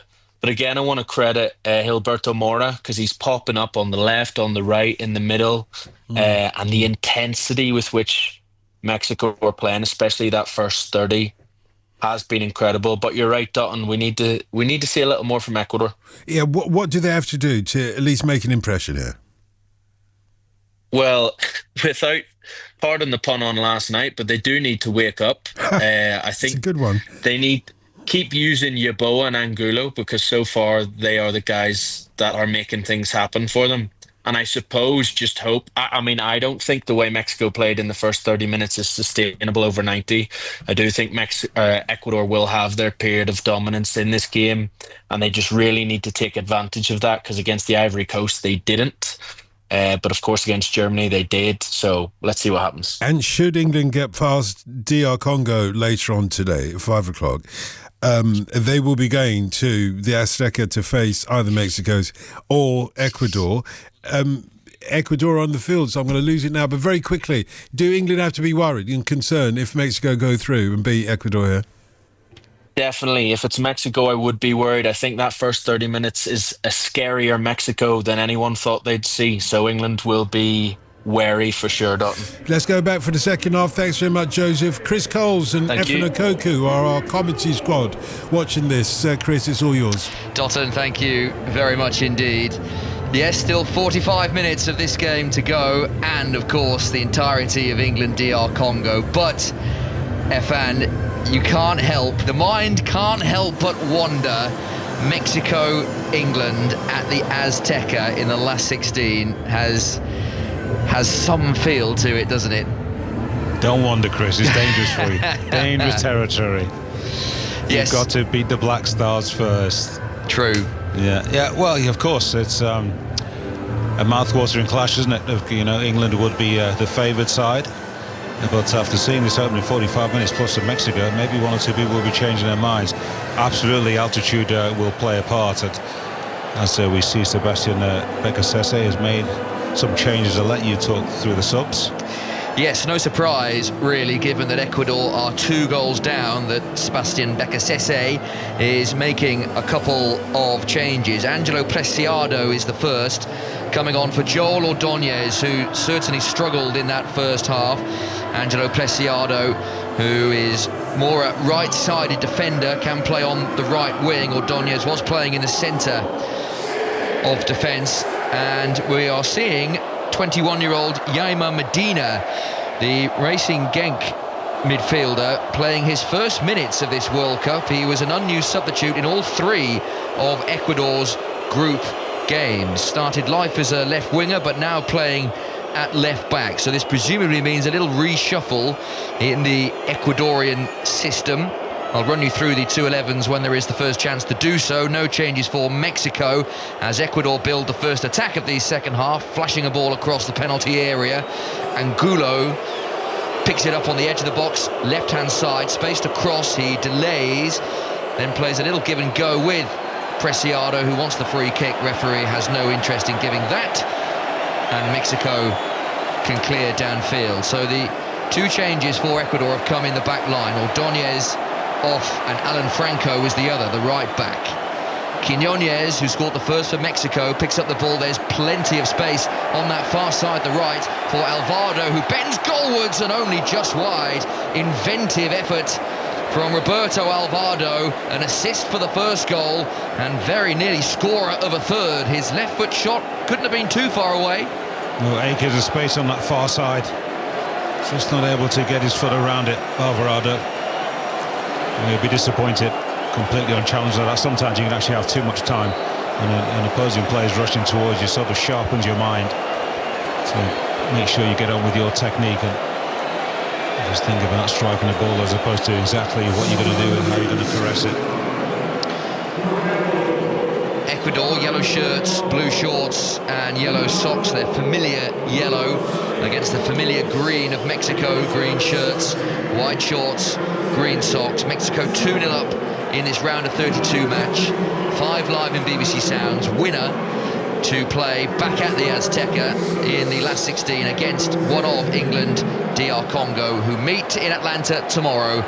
And of course, full commentary and all the build-up and all the post-match reaction to come here on BBC Radio 5 Live. Ecuador lose their way. Yeah, DR Congo. I mentioned Ghana before, didn't know. I seem to have Ghana on the brain today. I was talking to a Ghanaian friend. They're not playing England. They're not? No, they're not. No, it's DR Congo with quite a few Premier League and ex-Premier League players in their squad, so that will be a test, no doubt. Congo first time since 1974 back on this level, the stage, the World Cup. Yeah, they did very well to progress, and they certainly have some familiar names. Yohan Wissa up front, who got himself a goal in DR Congo's final group game match against Uzbekistan. That 3-1 victory. Mexico building dangerously again on the edge of the penalty area. Alvarado looking for Jimenez. Cleared by Pacho. Valencia, who's barely been involved in the game, the 36-year-old. This game has been a battle, really, of the 2 veteran strikers. 35-year-old Raul Jimenez for Mexico. 36-year-old Enner Valencia for Ecuador. And really, Efan, in that particular skirmish of the veterans, there's only been one winner. No contest. Yeah, Jimenez with the goal and lots of great play aside from that. And if you have one of your attacking players who's below par, you can usually deal with that. When you've got two alongside Gonzalo Plata, those two have been passengers. Contributed very little defensively, which is no crime at all, but not been a threat or been a real presence to be able to take the pressure off the teammates. And imagine if those two weren't key players, perhaps one of them would have been sacrificed at half-time. Two defenders have got the chop instead. Ball is inside the Ecuador half. Caicedo nods it forward. Yeboah, who was probably Ecuador's most dangerous threat, wins a free kick. Romo shoves him to the ground. So no changes for Mexico at half-time. Rangel is their goalkeeper. Sanchez, Montes, Vasquez and Gallardo. Lira, Romo and Mora. And then Quinones, Jimenez, the two goal scorers, and Alvarado. Ecuador with Galindez in goal. Now with Medina, Preciado, Pacho and Hincapié. Zamora, Caicedo, Vite, Angulo, Valencia and Plata. An imperative that Ecuador score the next goal in this game. 4.5 minutes into the second half. Angulo, who also looked lively on the left for Ecuador, coming in field. Short pass from Vite to Caicedo, on one more to Yeboah, who's onto his left foot and he's around Quinones, looking for that angle to shoot, which didn't quite materialise. Hincapié takes up the running, uses Sunderland's Angulo again, wants to cross, dummies the cross. Space being closed down very quickly by several Mexico players who are defending very deep. Everyone behind the ball in green. The whistles from the Azteca. Ecuador find a gap in midfield. It is with Gonzalo Plata, and out to this near side, the right. Preciado to Plata. This is nice from Ecuador. Is there an end result? Vite's left foot shot was that end result, but it was always over. Just have to shift it one more time. It's central, is still about 25 yards out. Hincapié wanted it. Another yard, I mean, that's almost like a rugby conversion, isn't it? That's about 20 yards over the bar. But the pattern has been set, it appears, for the time being in the second half. Mexico now refreshed after the break, but deciding to sit back, contain and draw Ecuador onto them and perhaps look for the counter-attack in goal number 3. Ecuador will see a lot more of the ball, but they have to remain patient, don't force it too much. And it's Mexico bursting forward again. Alvarado and Sanchez, who jumps into a challenge, wins the ball. Hincapié's loose touch, apologises immediately because he had plenty of time to clear, but he was under a little bit of pressure, and his loose touch means Mexico have this throw in their right wing position, which is taken now. Alvarado and Sanchez, ball stationary, heads back down the touchline, left foot ball in field, chipped into the penalty area. Mora, lovely turn, right foot shot, blocked at source, hacked away by Caicedo, but the reprieve is only temporary. Lovely ball switched out to this near side, the left, but Quinones just a little bit too much on it for him, and out of play for an Ecuador throw. And he just got crowded out in the middle of the park, inside the box. Alberto Mora. In bright, he's not overplayed his hand as well. I always like to see young players who... Oh, what's Pacho doing? Pacho under real pressure inside his own penalty area. Looked for the ball to Hincapié, but that avenue was very quickly closed down. Ecuador, though, work it very smoothly out of danger. Yeboah to Valencia, just about keeps himself on side. Angulo's at the back post. Valencia went for goal. Challenge comes across, and referee points for a corner, but the flag is up on this near side, and actually... Did look offside, yeah. Yeah, offside flag up. Mexico free kick. Tried to hold his run at Enner Valencia. It was very tight, wasn't it? It was. Montes in the middle of the park, who perhaps I thought plays him on side, and he comes in with a thundering challenge, doesn't he, inside the box. Had to get that one right. Terrific noise around the Azteca, and that is no surprise given the dominant position Mexico have in this game, with 52, nearly 53 minutes played. This game that kicked off an hour late because of adverse weather. But as far as Mexico are concerned, it has been very much worth the wait, leading by 2-0. The whistles as the yellow shirts of Ecuador are in possession, going from left to right. Caicedo uses Yeboah, always keen to cut in on that left foot of his. Caicedo with a couple of steps forward, square pass. Vite uses Hincapié, keeps the move progressing to the left-hand side where Medina gets one of his first touches of the game. Angulo is then nudged off the ball by Sanchez. Referee saw it, waves play on, and Ecuador can move the ball around again. Here is Plata, running at the penalty area but not beating Quinones, who gets a little ricochet last, and Ecuador have this throw. And they're getting on with things quickly, keen to move it around and try and draw out this Mexican defence, which still has not conceded a goal at the World Cup. Better from Ecuador. It's with Angulo on the edge. Yeboah really well challenged right on the edge of the penalty area. Referee waves play on. It was a good advantage. Mexico trying to make good of that advantage, and Alvaro will settle for a throw. No, it's gone the other way, and now play is halted because there are two players down on the edge of the Mexico penalty area, one from either side. Didn't look like a foul to me. I thought the referee got that one spot on as Yeboah is looking to shape up for the shot. Yeah, he actually kicks the back, doesn't he, of Sanchez? Yeah. Well, Sanchez, Luis Romo and Jens Lukomba doing some great defensive work on the edge of the box. The referee got that one spot on. And as I said, Chris, he played the advantage and he no need to pull it back as Mexico were on the attack. Now they're sitting back, the Mexicans, and just trying to absorb pressure. They've got two solid defensive lines and saying to Ecuador, well, you do something special. You're not going to come through the middle. If you go around the flanks, and that's fine, but we'll be ready for a cross any time it comes in the box. So far, Ecuador are unable to get anything going offensively from the wide areas.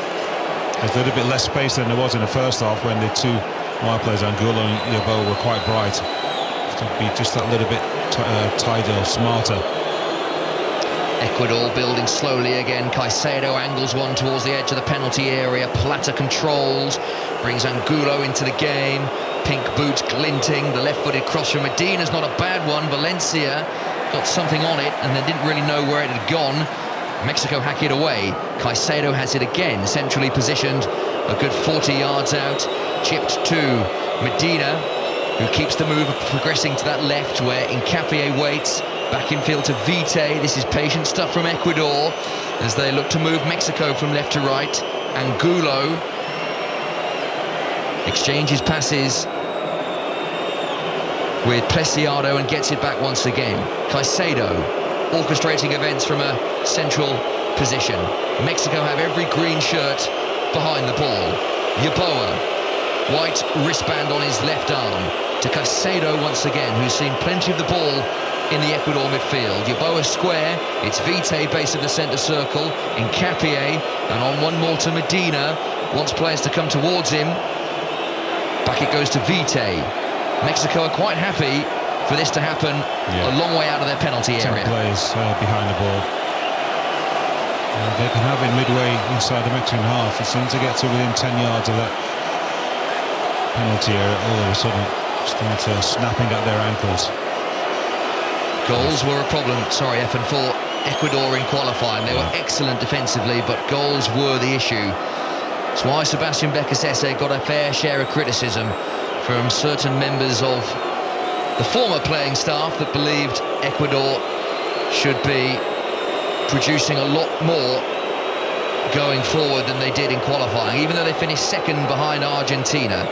13 clean sheets in qualifying. They never conceded more than one, but they've conceded two in this game. No reply either, and they are bang up against it with 57 minutes played on 5 Live. Angulo sets off again towards the edge of the penalty area. Again has that path forward blocked. Hincapié joins in. Everything at the moment happening in front of Mexico, and Angulo gives it away.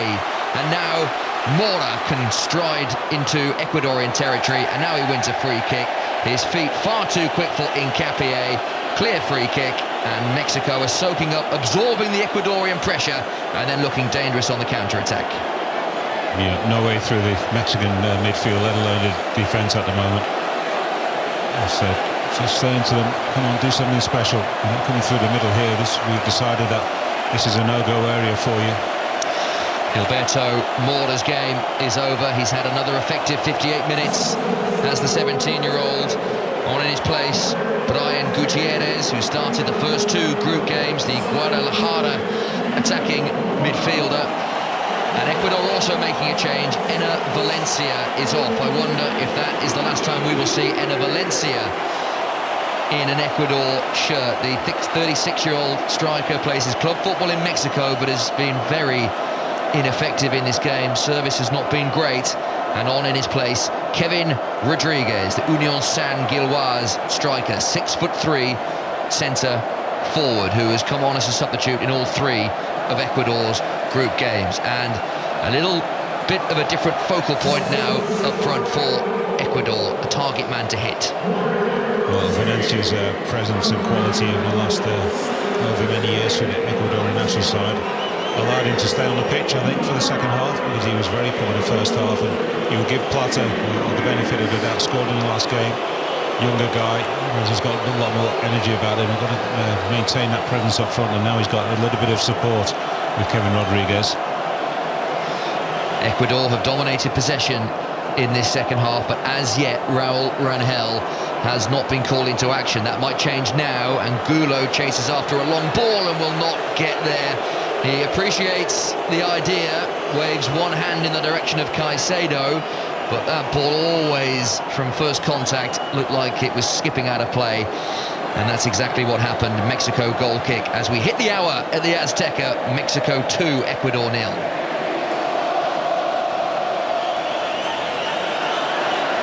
Mexico unbeaten in all 10 of their previous World Cup matches at the Azteca, winning 8. It is, to use the well-worn cliche, Effen, the Mexican fortress. This is the place they call home. Not many come here and prosper. And it's why whoever comes here in the last 16, providing Mexico can see this out, it'll be a huge test. Foul by Jimenez, centre field. Ecuador free kick. I can't imagine anybody coming from 2 goals behind to defeat this Mexican side, not in the World Cup. Extremely tall order for the Ecuadorians.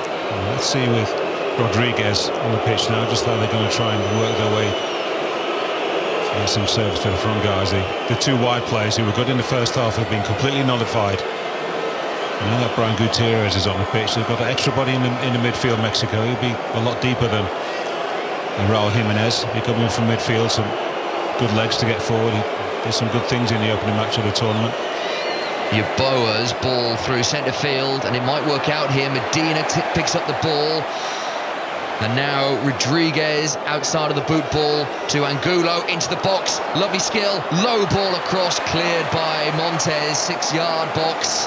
That was better from Ecuador, but no one in the centre to capitalise. Yeah, lovely skill. Completely fools Alvarado just outside the box, sort of drags it all in one motion, taking it to the left, and it's actually not a great cross to be honest. He just toe pokes it, hopefully into the area, a 6-yard box, as opposed to trying to find a teammate. Especially when you're not at full stretch, just a little bit more care with the pass required. Gallardo and Preciado have a coming together for no apparent reason. Referee actually delays the taking of the throw to have a word with the very experienced Jesus Gallardo, winning his 125th cap, the 31-year-old. And we are back underway with no harm done. 2-0 Mexico lead, 62 minutes have elapsed. 5 live and also available via the BBC Sounds app. Ecuador have seen so much of the ball in this second half. This metronomic rhythm they play with has not really caused too much damage to the Mexico back line. Nice and pretty in front of them, but no killer touch. Will that change now? Ball on the edge of the penalty area. Swung in by Caicedo. In the way was Quinones, and that skips out of play for an Ecuador corner. Yeah, seen lots of the ball, but it's very difficult to get anything going through the middle of the park. And the play's not been quick. It's not been switched quickly enough from left to right, or indeed central from left to right. As a result, Mexico just shuffling those bodies across and filling all the gaps. You'd imagine that Raul Jimenez has probably got another 10 minutes or so on the pitch. I think they'll be changing centre forward soon to bring fresh legs to make sure they've got the out ball Vite swings this corner in, powerfully headed away. Cesar Montes got a big head to that. Ecuador pick up the loose ball.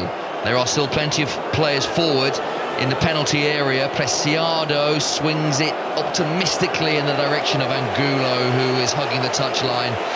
But like so many of the previous balls, that one zips off the surface and out of play for a Mexico throw in their right back position. And they still lead this round of 32 game by 2-0. They're running out of ideas on the Ecuadorians. Sebastian Becasese looks on, appointed 6 games into qualifying, but he's watching on forlornly as Mexico build another attack. 3-on-3 momentarily. Quiñones was the target with the ball on the edge of the penalty area. Luis Romo was desperate for it. Brian Gutierrez rather wastefully gives that away when there were several better options to use. I actually think it was the right ball, Chris. The execution just wasn't right. Just under-hit it. Ecuador, I'll give them credit, they actually got some bodies back pretty quickly. Once again caught out right inside their own half, and Mexico steaming down that right hand flank. 25 minutes to play. Cheap giveaway. Another move breaks down. Medina does give it away, and it's back in the safe possession of Raul Rangel, all in purple with a little bit of white, pink with a little bit of white trim, pink base layer. Rolls it out short for Sanchez to play it smoothly downfield. The early ball, Jimenez, intricate little flick doesn't work out, and the yellow shirts of Ecuador have it straight back again. Can they make one of these stealthy attacks count? At the moment, the tempo is a little bit too slow to trouble Mexico. The passing is a little bit too wayward to trouble Mexico, and they are defending, it has to be said, relatively comfortably so far, but they're not posing too much of an attacking threat given how deep they are sitting. But now they have a chance. Quiñones bursts free on the left of the penalty area, similar position to where he scored the goal, waits for support, low ball across, Pacho in the way, Mexico corner. Yeah, once again Mexico looking dangerous on the counters. That Quiñones did well, unselfish this time. Once Pacho is a couple of yards away. He's lucky the ball just ricochets off his right foot and out for a corner. The noise level rises as the Mexican fans behind the goal Mexico are attacking. A sea of green that stretches as high as the eye can see. A third goal would surely win it for Mexico. Roberto Alvarado stands over this corner. Referee, as he has done for so many of the 7 corners we've seen so far, is delaying the delivery as he looks to put a stop to a few shenanigans inside the box. Quiñones heavily involved, Vasquez as well. Alvarado delivers, swirly to the back post. The header was a good one from Cesar Montes, met that powerfully, and Galíndez makes a good save, turning it over his crossbar. Yeah, that was a super save. Cesar Montes up high, way up of anybody in a yellow shirt. It's a good header, but it's pretty much straight at the keeper. And he still does well to push it over the bar. You said, Chris, that third goal goes in. It's absolutely game, set and match. Still the incessant Azteca noise. Alvaro's corner to Montes again, and headed only just wide. Wow, 2 corners, 2 Montes headers, 1 saved and the other just wide. And this one was almost a free header. In fact, his own teammate got in the way, perhaps. He had 2 of them with real determination to try and get on the football. Vasquez is closer to him. He's slightly underneath the football. I've seen the replay from the first one. Both really good chances. One great save and one just wide of the post. And we are midway through the second half, so we will pause for the second half hydration break, and all the players now can take a breather, with Mexico still in full control of this game on BBC Radio 5 Live, where our next World Cup commentary will be England against DR Congo. It is a 5 o'clock kickoff, so in 12 and a half hours time, commentary with former England goalkeeper Paul Robinson and correspondent John Murray. And John's been having a chat with the England manager Thomas Tuchel in the past few hours, who's given a fitness update on Reece James and Jarell Quansah. They're good, but the game comes a little bit too early. And so Reece James is still on course to make a return at some point? Yeah. It's very close to a return to training, and but the game tomorrow is too early for him. So, as you said, this is the start of a new tournament, isn't it? Everything changes now. Yeah, it's knockout football, and you could see how tight the matches are until now, and we face a strong opponent, and we expect a very determined and very compact, very physical, very fast team from Congo.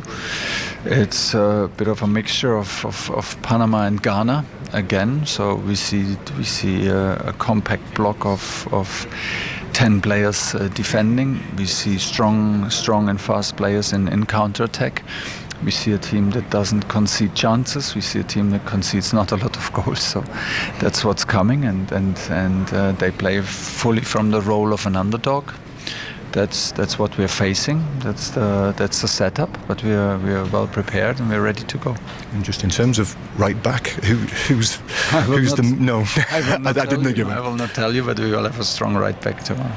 Thanks, Thomas. Good luck. Thank you. England head coach Thomas Tuchel speaking with correspondent John Murray. England-DR Congo is a 5 p.m. kickoff later today. Former Nigeria international Efe Nkoku as we continue to watch the hydration break at the Azteca. Mexico leading by 2-0. DR Congo have showed, especially in that draw with Portugal, that they can mix it with Europe's elite. Yes, they can. They are another one of those sides who are quite solid defensively. England certainly won't find it easy to break them down. But then you need that little bit of creativity, don't you? Some control in the middle of the park, and of course one or two forwards who can take the pressure off you, who've got a little bit of creativity themselves, or an absolute bull of a striker like Brian Brobry for the Netherlands. So when the ball is played up to him, he can hold off players. He's a threat in the box as well, can roll people and can score goals. So any team that has got one or two players like that, of course, is a real threat. The problem with Ecuador this evening is that their game plan is so, I wouldn't say one-dimensional, but certainly their strength has been a defensive unit, as a unit with a back 4 or 5, however they played, and the guys in the middle of the park. That game plan goes completely out the window. Not when you concede one goal, but when you concede two. All of a sudden now it throws everybody into, you've got to get them into a different mindset. It's not all out attack, but they will find themselves in that position in the last 10 or 15 minutes if they don't get back on level terms soon. And that is quite alien to the play, so that is a massive problem for them. The first goal was okay, well, we conceded against a very good side. The second one absolutely destroys what the coaching staff have been trying to put in place for the last few years or so. So a mammoth task, and Mexico don't look like letting up at all. Back underway for the fourth quarter, 19 minutes to play at the Azteca. 2-0 Mexico, who are readying another couple of changes. Santiago Jimenez is about to be introduced, the centre forward, so as Efan predicted, that will surely be for Raul Jimenez. And Obed Vargas is also about to come on, the young Atletico Madrid midfielder.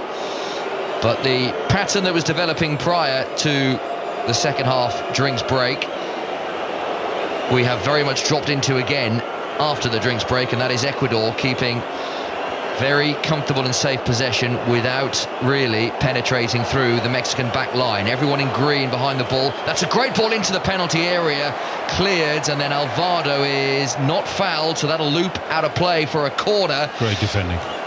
First bit of quality we've seen, and Hincapié delivered a fine ball and Vasquez in the way. Yeah, that is brilliant defending. He clears that on the half volley, 7 yards out. The ball beats his teammates far too easily at the near post, and right in the centre, right in front of the goalkeeper actually. Corner, short, Angulo Medina delivers to the back post. There were players arriving. Plata wasn't far away from it. Goalkeeper was worried for a fraction. I think the goal kick's being given here, but that was a ball that caused a little bit of confusion in the Mexican back line. Yeah, just overhit a little bit. And Monte, he crashed into the post? No, not really. Trying to win a little bit of sympathy. Here come the Mexican changes. Luis Romo is being replaced, and it is Obed Vargas coming on, so that's like for like in the centre of midfield. And Raul Jimenez, who scored goal number 47 for Mexico on his 127th appearance, gets a huge reception. He's done his bit. He scored the second goal, and Santiago Jimenez, the AC Milan striker, who missed the first two group games, came on in the final game of the group against Czech Republic. Mixed time at AC Milan, 18 appearances, didn't find the net. He has very much been touted as the Raúl Jiménez long-term replacement, and he has 17 minutes to try and make an impact in this game. Mexico have possession just inside the Ecuador half. Opportunity for Jimenez to get his first touch of the ball, but no, Hincapié safely runs it back to Galíndez, and Ecuador can build slowly again from the back, as they have done throughout this second half. Caicedo looks long, good ball, and an opportunity is poked just wide by Rodriguez. His chest control was excellent, and his right foot shot looked goal-bound and only just squirms wide of the post. Yeah, just a little bit off balance as he takes, you said, a lovely chest control right on the edge of the box. Long ball from right to left. The goalkeeper comes out, then stands his ground and actually makes it difficult. Yeah, it's not easy. That full stretch, trying to toe poke it past with the goalkeeper the outside of his right boot. Not an easy one to take. Just the ball just bounced away from him slightly. First long ball that they've actually sort of played into a fantastic area and nearly made the most of it. He's an obvious target man up there, Kevin Rodriguez, at 6'3", and he did clatter awkwardly with Raúl Rangel, who is taking this opportunity to receive some treatment. And there's excitement in the crowd because the two Mexican goalkeepers are warming up, and one of them is Guillermo Ochoa. Yeah, the legendary Guillermo Ochoa. Absolutely, who did get minutes in the final game against Czech Republic. He came on for the final 10 minutes with the game safely won to win his 153rd cap. Turns 41 in a few days' time. Couple of old boys at the tournament. Ronaldo, Manuel Neuer, Messi, Modric. Yeah, no, there's a fair few. There's a few. Yeah. Sure, he will be okay. Goalkeeper Rangel, and he's back on his feet. And we are ready to resume with 15 minutes to play. A quarter of an hour at the Azteca remains. Mexico 2, Ecuador 0. Both goals in the first half. Julian Quinones, third of the tournament for him. And Raúl Jiménez, two excellent finishes to really stun Ecuador. And they're on the move again, Mexico, with Jimenez, Santiago Jimenez, into the penalty area, but his progress was blocked pretty swiftly. He's on the ball again here, running across the box. That's cleared by Preciado. Montes meets it with a powerful header. Caicedo responds. Now there's a chance for Rodriguez, who is away from Vasquez, and flag up, I think, on the... Oh no, there's a push. Referee indicated a push.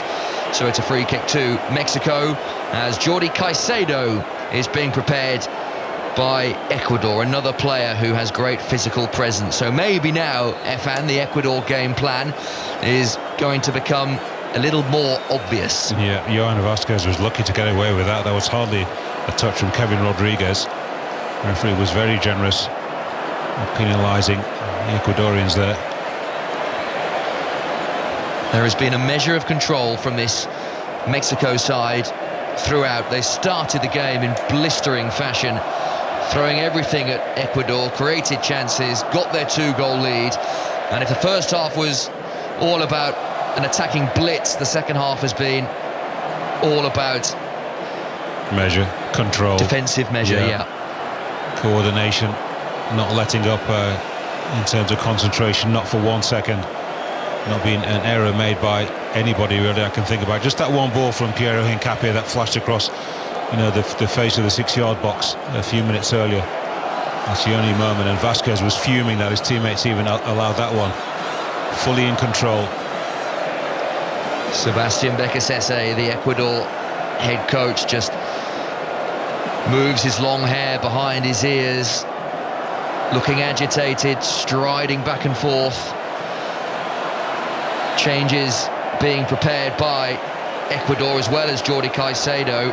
Kendry Páez is ready to come on as well. Somewhat of a wild card, the 19-year-old River Plate attacking midfielder, but on the books of Chelsea. He was the youngest scorer in Ecuador's top flight at 15. He signed for 17 million by Chelsea. Didn't really kick on, but he has an opportunity to affect this game. Jordi Caicedo and Kendry Paez are on. John Yeboah and Nilson Angulo are the players to come off. Well, the two brightest players in the first half have been taken off. Admittedly, they've not been anywhere near the level they were in the first half, but I don't think anybody has been actually in a yellow shirt. Very disappointing performance. I mean, you can have all the forwards you like on the pitch, but unless you're able to get control in the middle of the park, see a lot of the football and create opportunities, and then Kylian Mbappe could be playing in this Ecuadorian side right now, and he wouldn't be getting any chances, and wouldn't, of course, be able to then influence the game. A big reception for Julian Quinones, who is coming off the field. Mexico goal scorer against South Africa.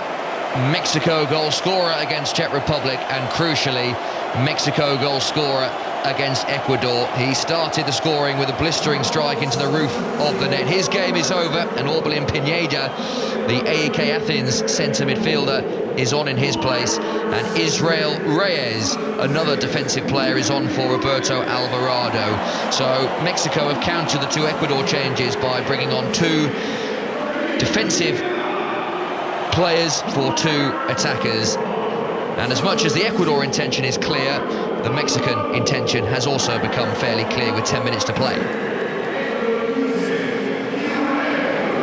Gutierrez making progress through the Ecuador half. Ball a little bit loose in midfield until Vargas gets his foot on it, sensibly plays it back into his own half to ensure Mexico keep hold of the ball, but not for long. Plata with some good feet. Sanchez wins the ball off him, but wins it off him illegally. And Ecuador have this free kick just to the left of the centre circle. Yeah, fresh legs required. Alvarado had a good game, actually, tireless in the middle of the park. He's somebody who certainly deserves a rest. He's just clutching the back of his left leg there, but not too sure that's a problem for Mexico, who will be, barring two Ecuador goals, two unanswered Ecuador goals. Mexico will be back here at the Azteca, early hours of Monday morning UK time, 1 o'clock kickoff, to face either England or DR Congo. Our next commentary here on BBC Radio 5 Live in just over 12 hours time. What do Ecuador have left, if anything?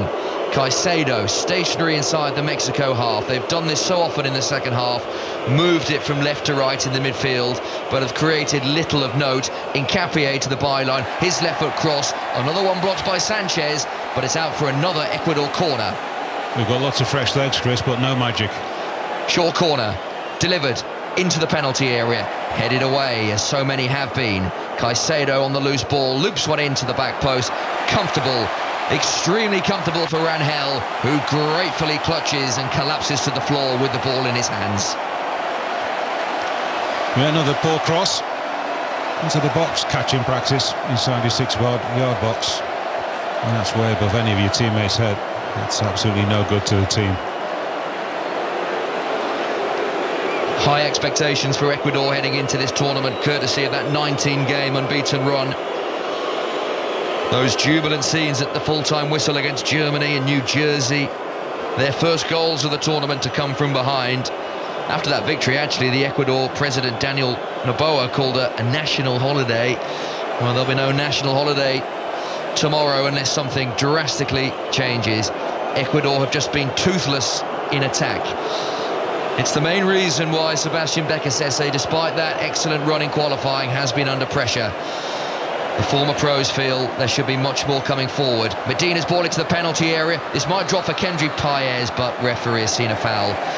Inside the penalty area, Mexico free kick, and they have 7 minutes to play until they can celebrate a knockout win at last. Yeah, you can't progress far in this tournament unless you've got a little bit of firepower up front. You can be solid defensively, but unless you've got at least two players who are a constant threat to some of the better teams, you move further forward, get to the round of 16 and beyond, absolutely you have no chance unless you've got a goal scorer of real repute.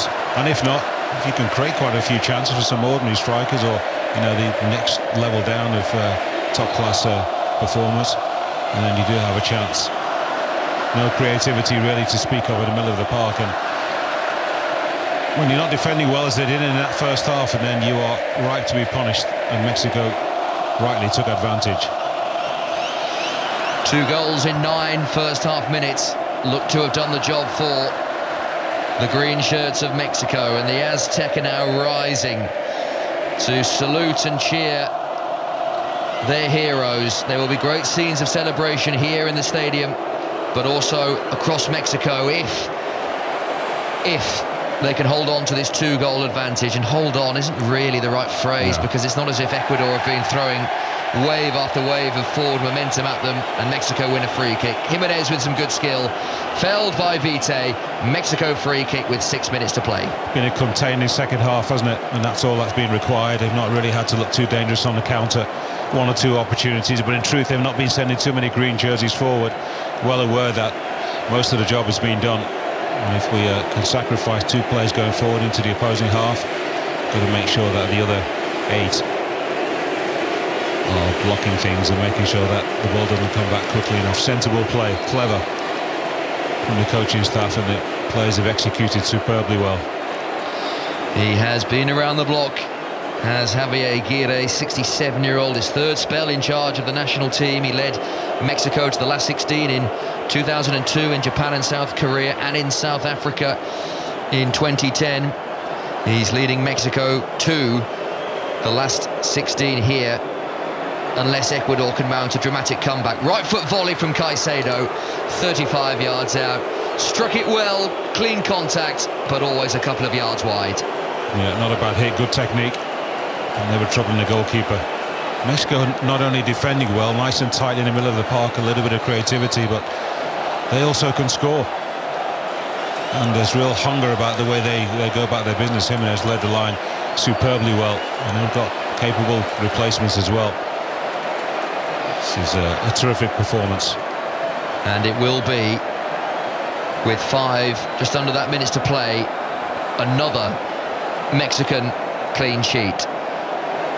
2-0 winners against South Africa, 1-0 against South Korea, 3-0 Czech Republic, and at the moment 2-0 against Ecuador. And there may be more damage to inflict on Ecuador. Santiago Jimenez running at Hincapié, gets a left boot at it, scurries across the edge of the penalty area. Preciado under a little bit of pressure now, offloads to Paez. Nice 1-2 between Paez and Preciado, who goes long but errantly long, and all the balls have been hit with no real conviction.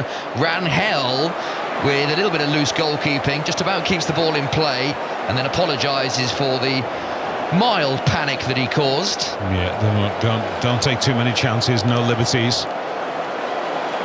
Ecuador have not had the nous to be able to carve you open. Do not give something that will lead to a frantic last couple of minutes. Mexico want to keep the ball as far away from their own goal as they possibly can. Can Ecuador muster anything in the final few minutes of this game? The green shirts inside the Azteca, they're waiting to explode on the full-time whistle. There have been a couple of generations that have never seen this Mexico side win a knockout game in the World Cup. 40 years ago since their last at the Azteca against Bulgaria in 1986. This their 9th consecutive World Cup appearance, but last 16 exits have been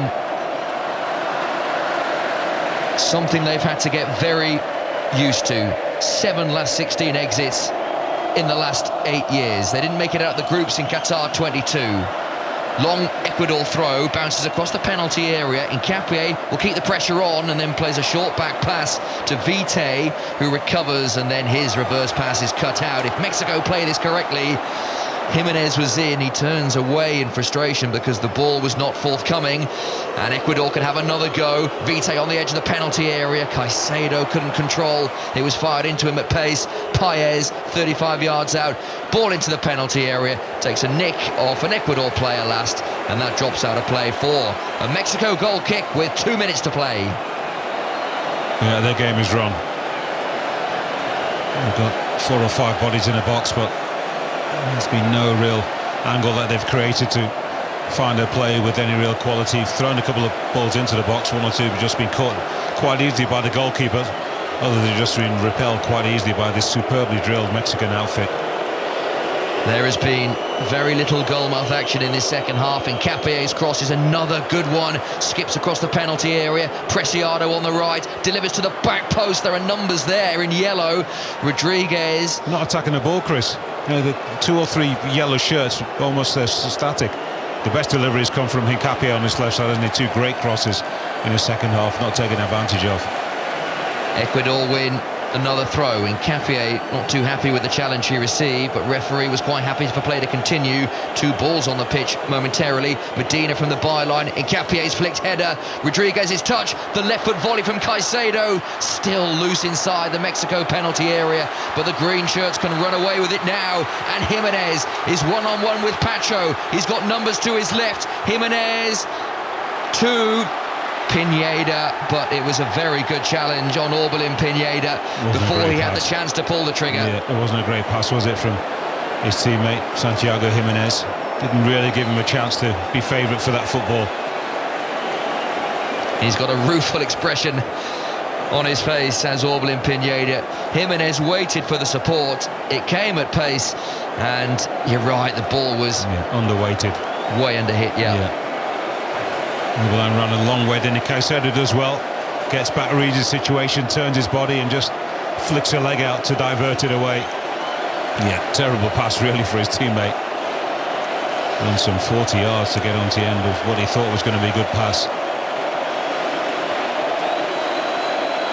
Fourth official readies his electronic board, sorts out his numbers and shows a number that we've not seen yet. 7 minutes have been added on. 7 minutes at the end of this game at the Azteca. Mexico 2, Ecuador 0. If Ecuador are to mount the most unlikeliest of comebacks, they need to strike quickly. They have seen so much of the ball in the second half, but no killer instinct up front, and another attack is repelled with minimal fuss. Gallardo's clever chest down into the arms of Rangel, who will waste as much time as he dares to creep Mexico ever closer. I think the party started about 5 minutes ago or so, Chris, didn't it?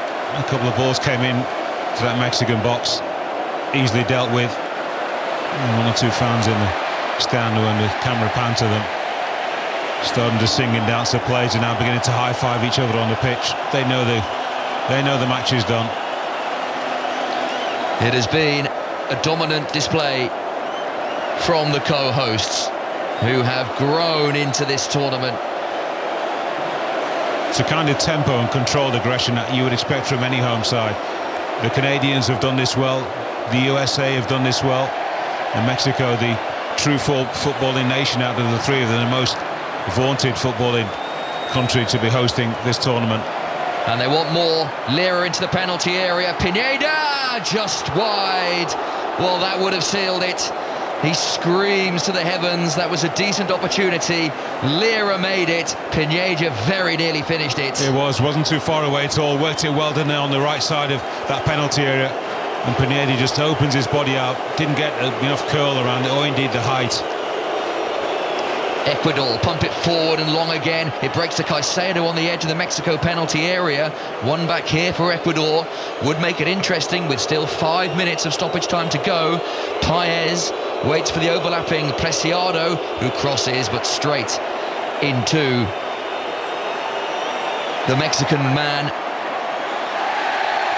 Gutierrez, and now Pineda is fouled, and that will be a Mexican free kick. Kendry Paez a little bit too keenly in on Pineda. Clear free kick, and Mexico have another chance to waste some seconds. Yellow card for Kendry Paez as well. Every nation deserves a top-class striker in the world. It would be nice, wouldn't it, if everybody could have one killer. just one Mbappe, eh? Just one. What a difference that would make. The amount of ball that they've seen in the second half. Piero Hincapié is getting into A headbutting contest, it appears, with Kevin Rodriguez. That will only end badly for both players. Rodriguez just needs to walk away. His team are in the round of 16. He doesn't need to get involved at all. Hincapié can afford to get sent off. His team are going out anyway. And referee Slavko Vincic thoroughly unimpressed. And now Santiago Jimenez. Well, this is the other element of the game that's now come into play. He's claiming that Piero Hincapié said something underneath his hand, which we know now is a new FIFA initiative, and he absolutely did, you know. Now, if VAR have spotted that, Hincapié under his right arm has said something to Santiago Jimenez, and the referee is coming across to Hincapié, and if the VAR has had a word here, he's drawn the rectangular screen, has the referee. He will come across to this near side, he'll have a look at the monitor. I mean, the VAR could just tell him what's happened here. Anyway, we're going to have a look at this, and when Slavko Vincic sees the evidence, the red card will be appearing for Piero Hincapié. He'll be number 2 at this tournament. Miguel Almiron in his second game for Paraguay got sent off. Hincapié is a silver ball. Anyway, he could have, as I said a minute or so ago, he could afford to be sent off. His boys are going home. He'll be following them as well. And Rodriguez just had to stay away and not get involved. The red card is coming. Decision is red card. And Ecuador's World Cup is ending in dismal fashion. They will be losing this game. They will be exiting the competition, and they will be ending their World Cup with 10 players. Arsenal's Piero Hincapié sent off for shielding his words with his hand, something that FIFA are very keen to clamp down on. The evidence was clear, the evidence was damning, and Hincapié is off. Yeah, players will soon learn, won't they? It'd be nice to see, actually, if this is brought into domestic football as well, all around the world. It's the only way to stamp it out. And so the Mexico party is very close to ratcheting up a couple of levels, because as Efan has said, I think the party started a good 10-15 minutes ago, and with Ecuador now down to 10 men, incredibly difficult to see any way back now with 90 seconds of stoppage time to play. There will be maybe a minute tagged on because of that VAR decision. Party actually started, Chris, I think on the 11th, didn't it? I think you're right. As soon as they kicked off. And they've not stopped. And more to celebrate tonight. Jimenez chasing a long ball. They would love a third goal to take them into the last 16 in real style. They will be back at the Azteca to play one of England or DR Congo. Free kick Ecuador on the edge of the penalty area. The only quibble I have with that red card, Efan, is the VAR can clearly see that's happened. Do we really need the referee to come to the screen to see it? I suppose he's just following, you know, the protocol, isn't it? There's a wild swing from Vite, and then hits Jimenez on the back of the head. Yeah, there wasn't too much in that. I'm glad to see the officials have just let that one go. Yeah, there was a little elbow from Vite into the back of Jimenez. Yeah, Jimenez has been spiky since he's come on. But no real intent, so no real need for VAR to have a look at that. Ecuador go long again. That is a foul on the edge of the Mexico penalty area. Montes wins yet another free kick. Big celebrations.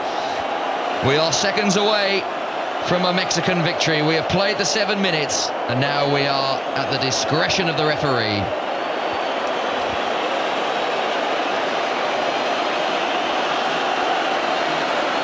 The crowd are ready to explode. All eyes now on the referee. Another long ball forward. Jimenez tries to spin in behind Medina, who is battling away just by the left corner flag. Out of play for a Mexico throw. The fans baying the referee to blow the full-time whistle. They're bouncing up and down. The arms are in the air. The phones are ready to document a rare win in a World Cup knockout game. Pacho back to his goalkeeper, and this will be booted downfield by Galindez. A rare but well-deserved win. Superb performance from the co-host. Preciado runs the ball out of play. Ecuador's race is nearly run. Mexico will be marching through to the last 16. One final attack. Galindez goes long to the edge of the Mexico penalty area. Gallardo heads it away. Pinedo is fouled by Caicedo, who is getting a yellow card for that rather clumsy challenge. That goes down as a traditional Caicedo challenge and a traditional Caicedo yellow card. He's no stranger to the referee's book. No. Very late on Pineda, and that is one of the more obvious yellow cards you'll see. And now, surely this will be the last kick of the game. Rangel sends everyone forward. Boots it towards the corner flag. Pineda keeps it in play. Caicedo picks up the loose ball, hits it hopefully forward. The referee's enjoying himself because he's playing quite a few minutes extra, isn't he? We're into the 9th minute now. Whistle to his lips. There is the full-time whistle. Mexico's long wait for a win in World Cup knockout football is over. 40 long years since their last win in a knockout game, but now they can celebrate. They are through to the last 16. The co-hosts march on to play at the Azteca once again. One of England or DR Congo awaits. Mexico have been good, and too good for Ecuador. Quiñones and Jimenez, 2 first-half goals, a dominant performance from the co-hosts, and they will be a real force. Back at the Azteca in 4 days' time. Mexico 2, Ecuador 0. Yes, Chris, what a night. A great performance from the co-host. The more disciplined side, the more coordinated, the more skillful, the faster, the stronger, the better plays up front, the more skillful, more tenacious. Everything that we could say that leads to a fantastic performance from a side. Knockout football at its absolute best. A home side, very often, whenever they play like this, it's extremely hard to stop them.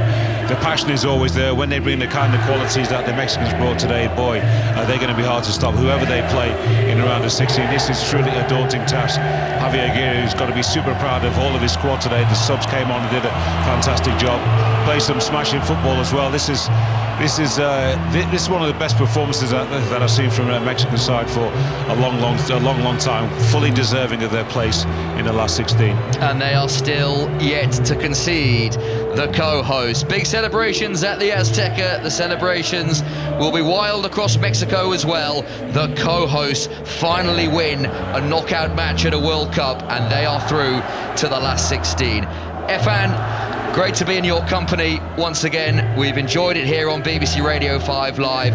Mexico will play either England or DR Congo, 1 a.m. UK time on Monday, and that will be one to savour. It has finished at the Azteca. Mexico 2, Ecuador 0. Wake Up to Money on the way next on BBC Radio 5 Live after the latest news. This is BBC Radio 5 Live. The voice of the UK and the FIFA World Cup 2026. BBC News at 5 o'clock. This is Charles Carroll. The Prime Minister's likely successor, Andy Burnham, is facing a funding gap of nearly £5 billion if he's to meet defence spending commitments announced by the government. Sir Keir Starmer said yesterday there would be an extra £15 billion for defence over the next 4 years, but Treasury documents show only just over £10 billion has been found so far. Here's our political correspondent, Jack Fenwick. Decisions on how to find an extra £4.7 billion for defence in this autumn's budget are likely to fall to Andy Burnham. The government's defence plan also relies on billions of pounds of what it calls defence efficiencies being found by 2030. And there's an assumption that defence will be a key priority at the next spending review scheduled for 2027, which potentially means cuts in other government departments at a time when the next Prime Minister is likely to be looking ahead to a general election.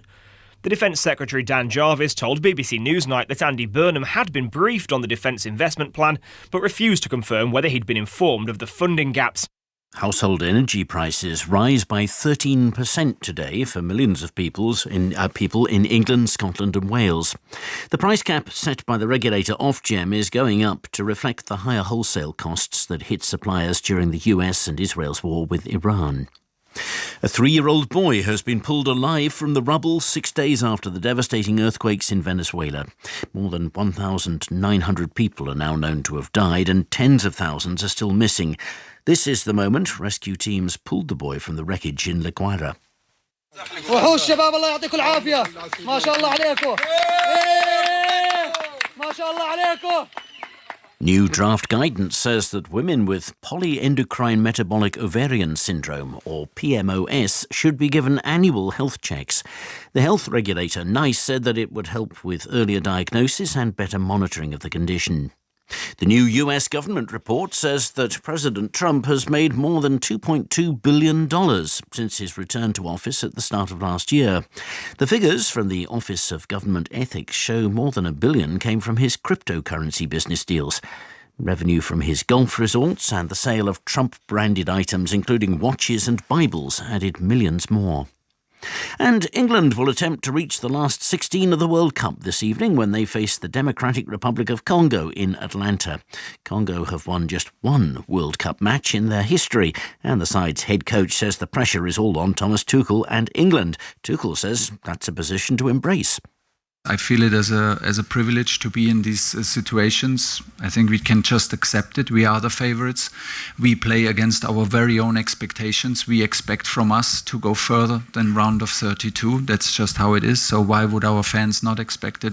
And England versus DRC is on BBC One and Radio 5 Live. The kick-off is at 5 p.m. BBC News, it's 3 minutes past 5. The voice of the FIFA World Cup 2026. BBC Radio 5 Live. We want to build into the tournament, grow, and now we want to really kick on. They've won the group, they've won the game. Hopefully they'll take a bit of belief and confidence from that going forward. We will step up. The bigger the games get, the bigger we will get. England will be heading to the round of 32 in Atlanta. Today from 5, England versus DR Congo. Ask your smart speaker, play 5 Live.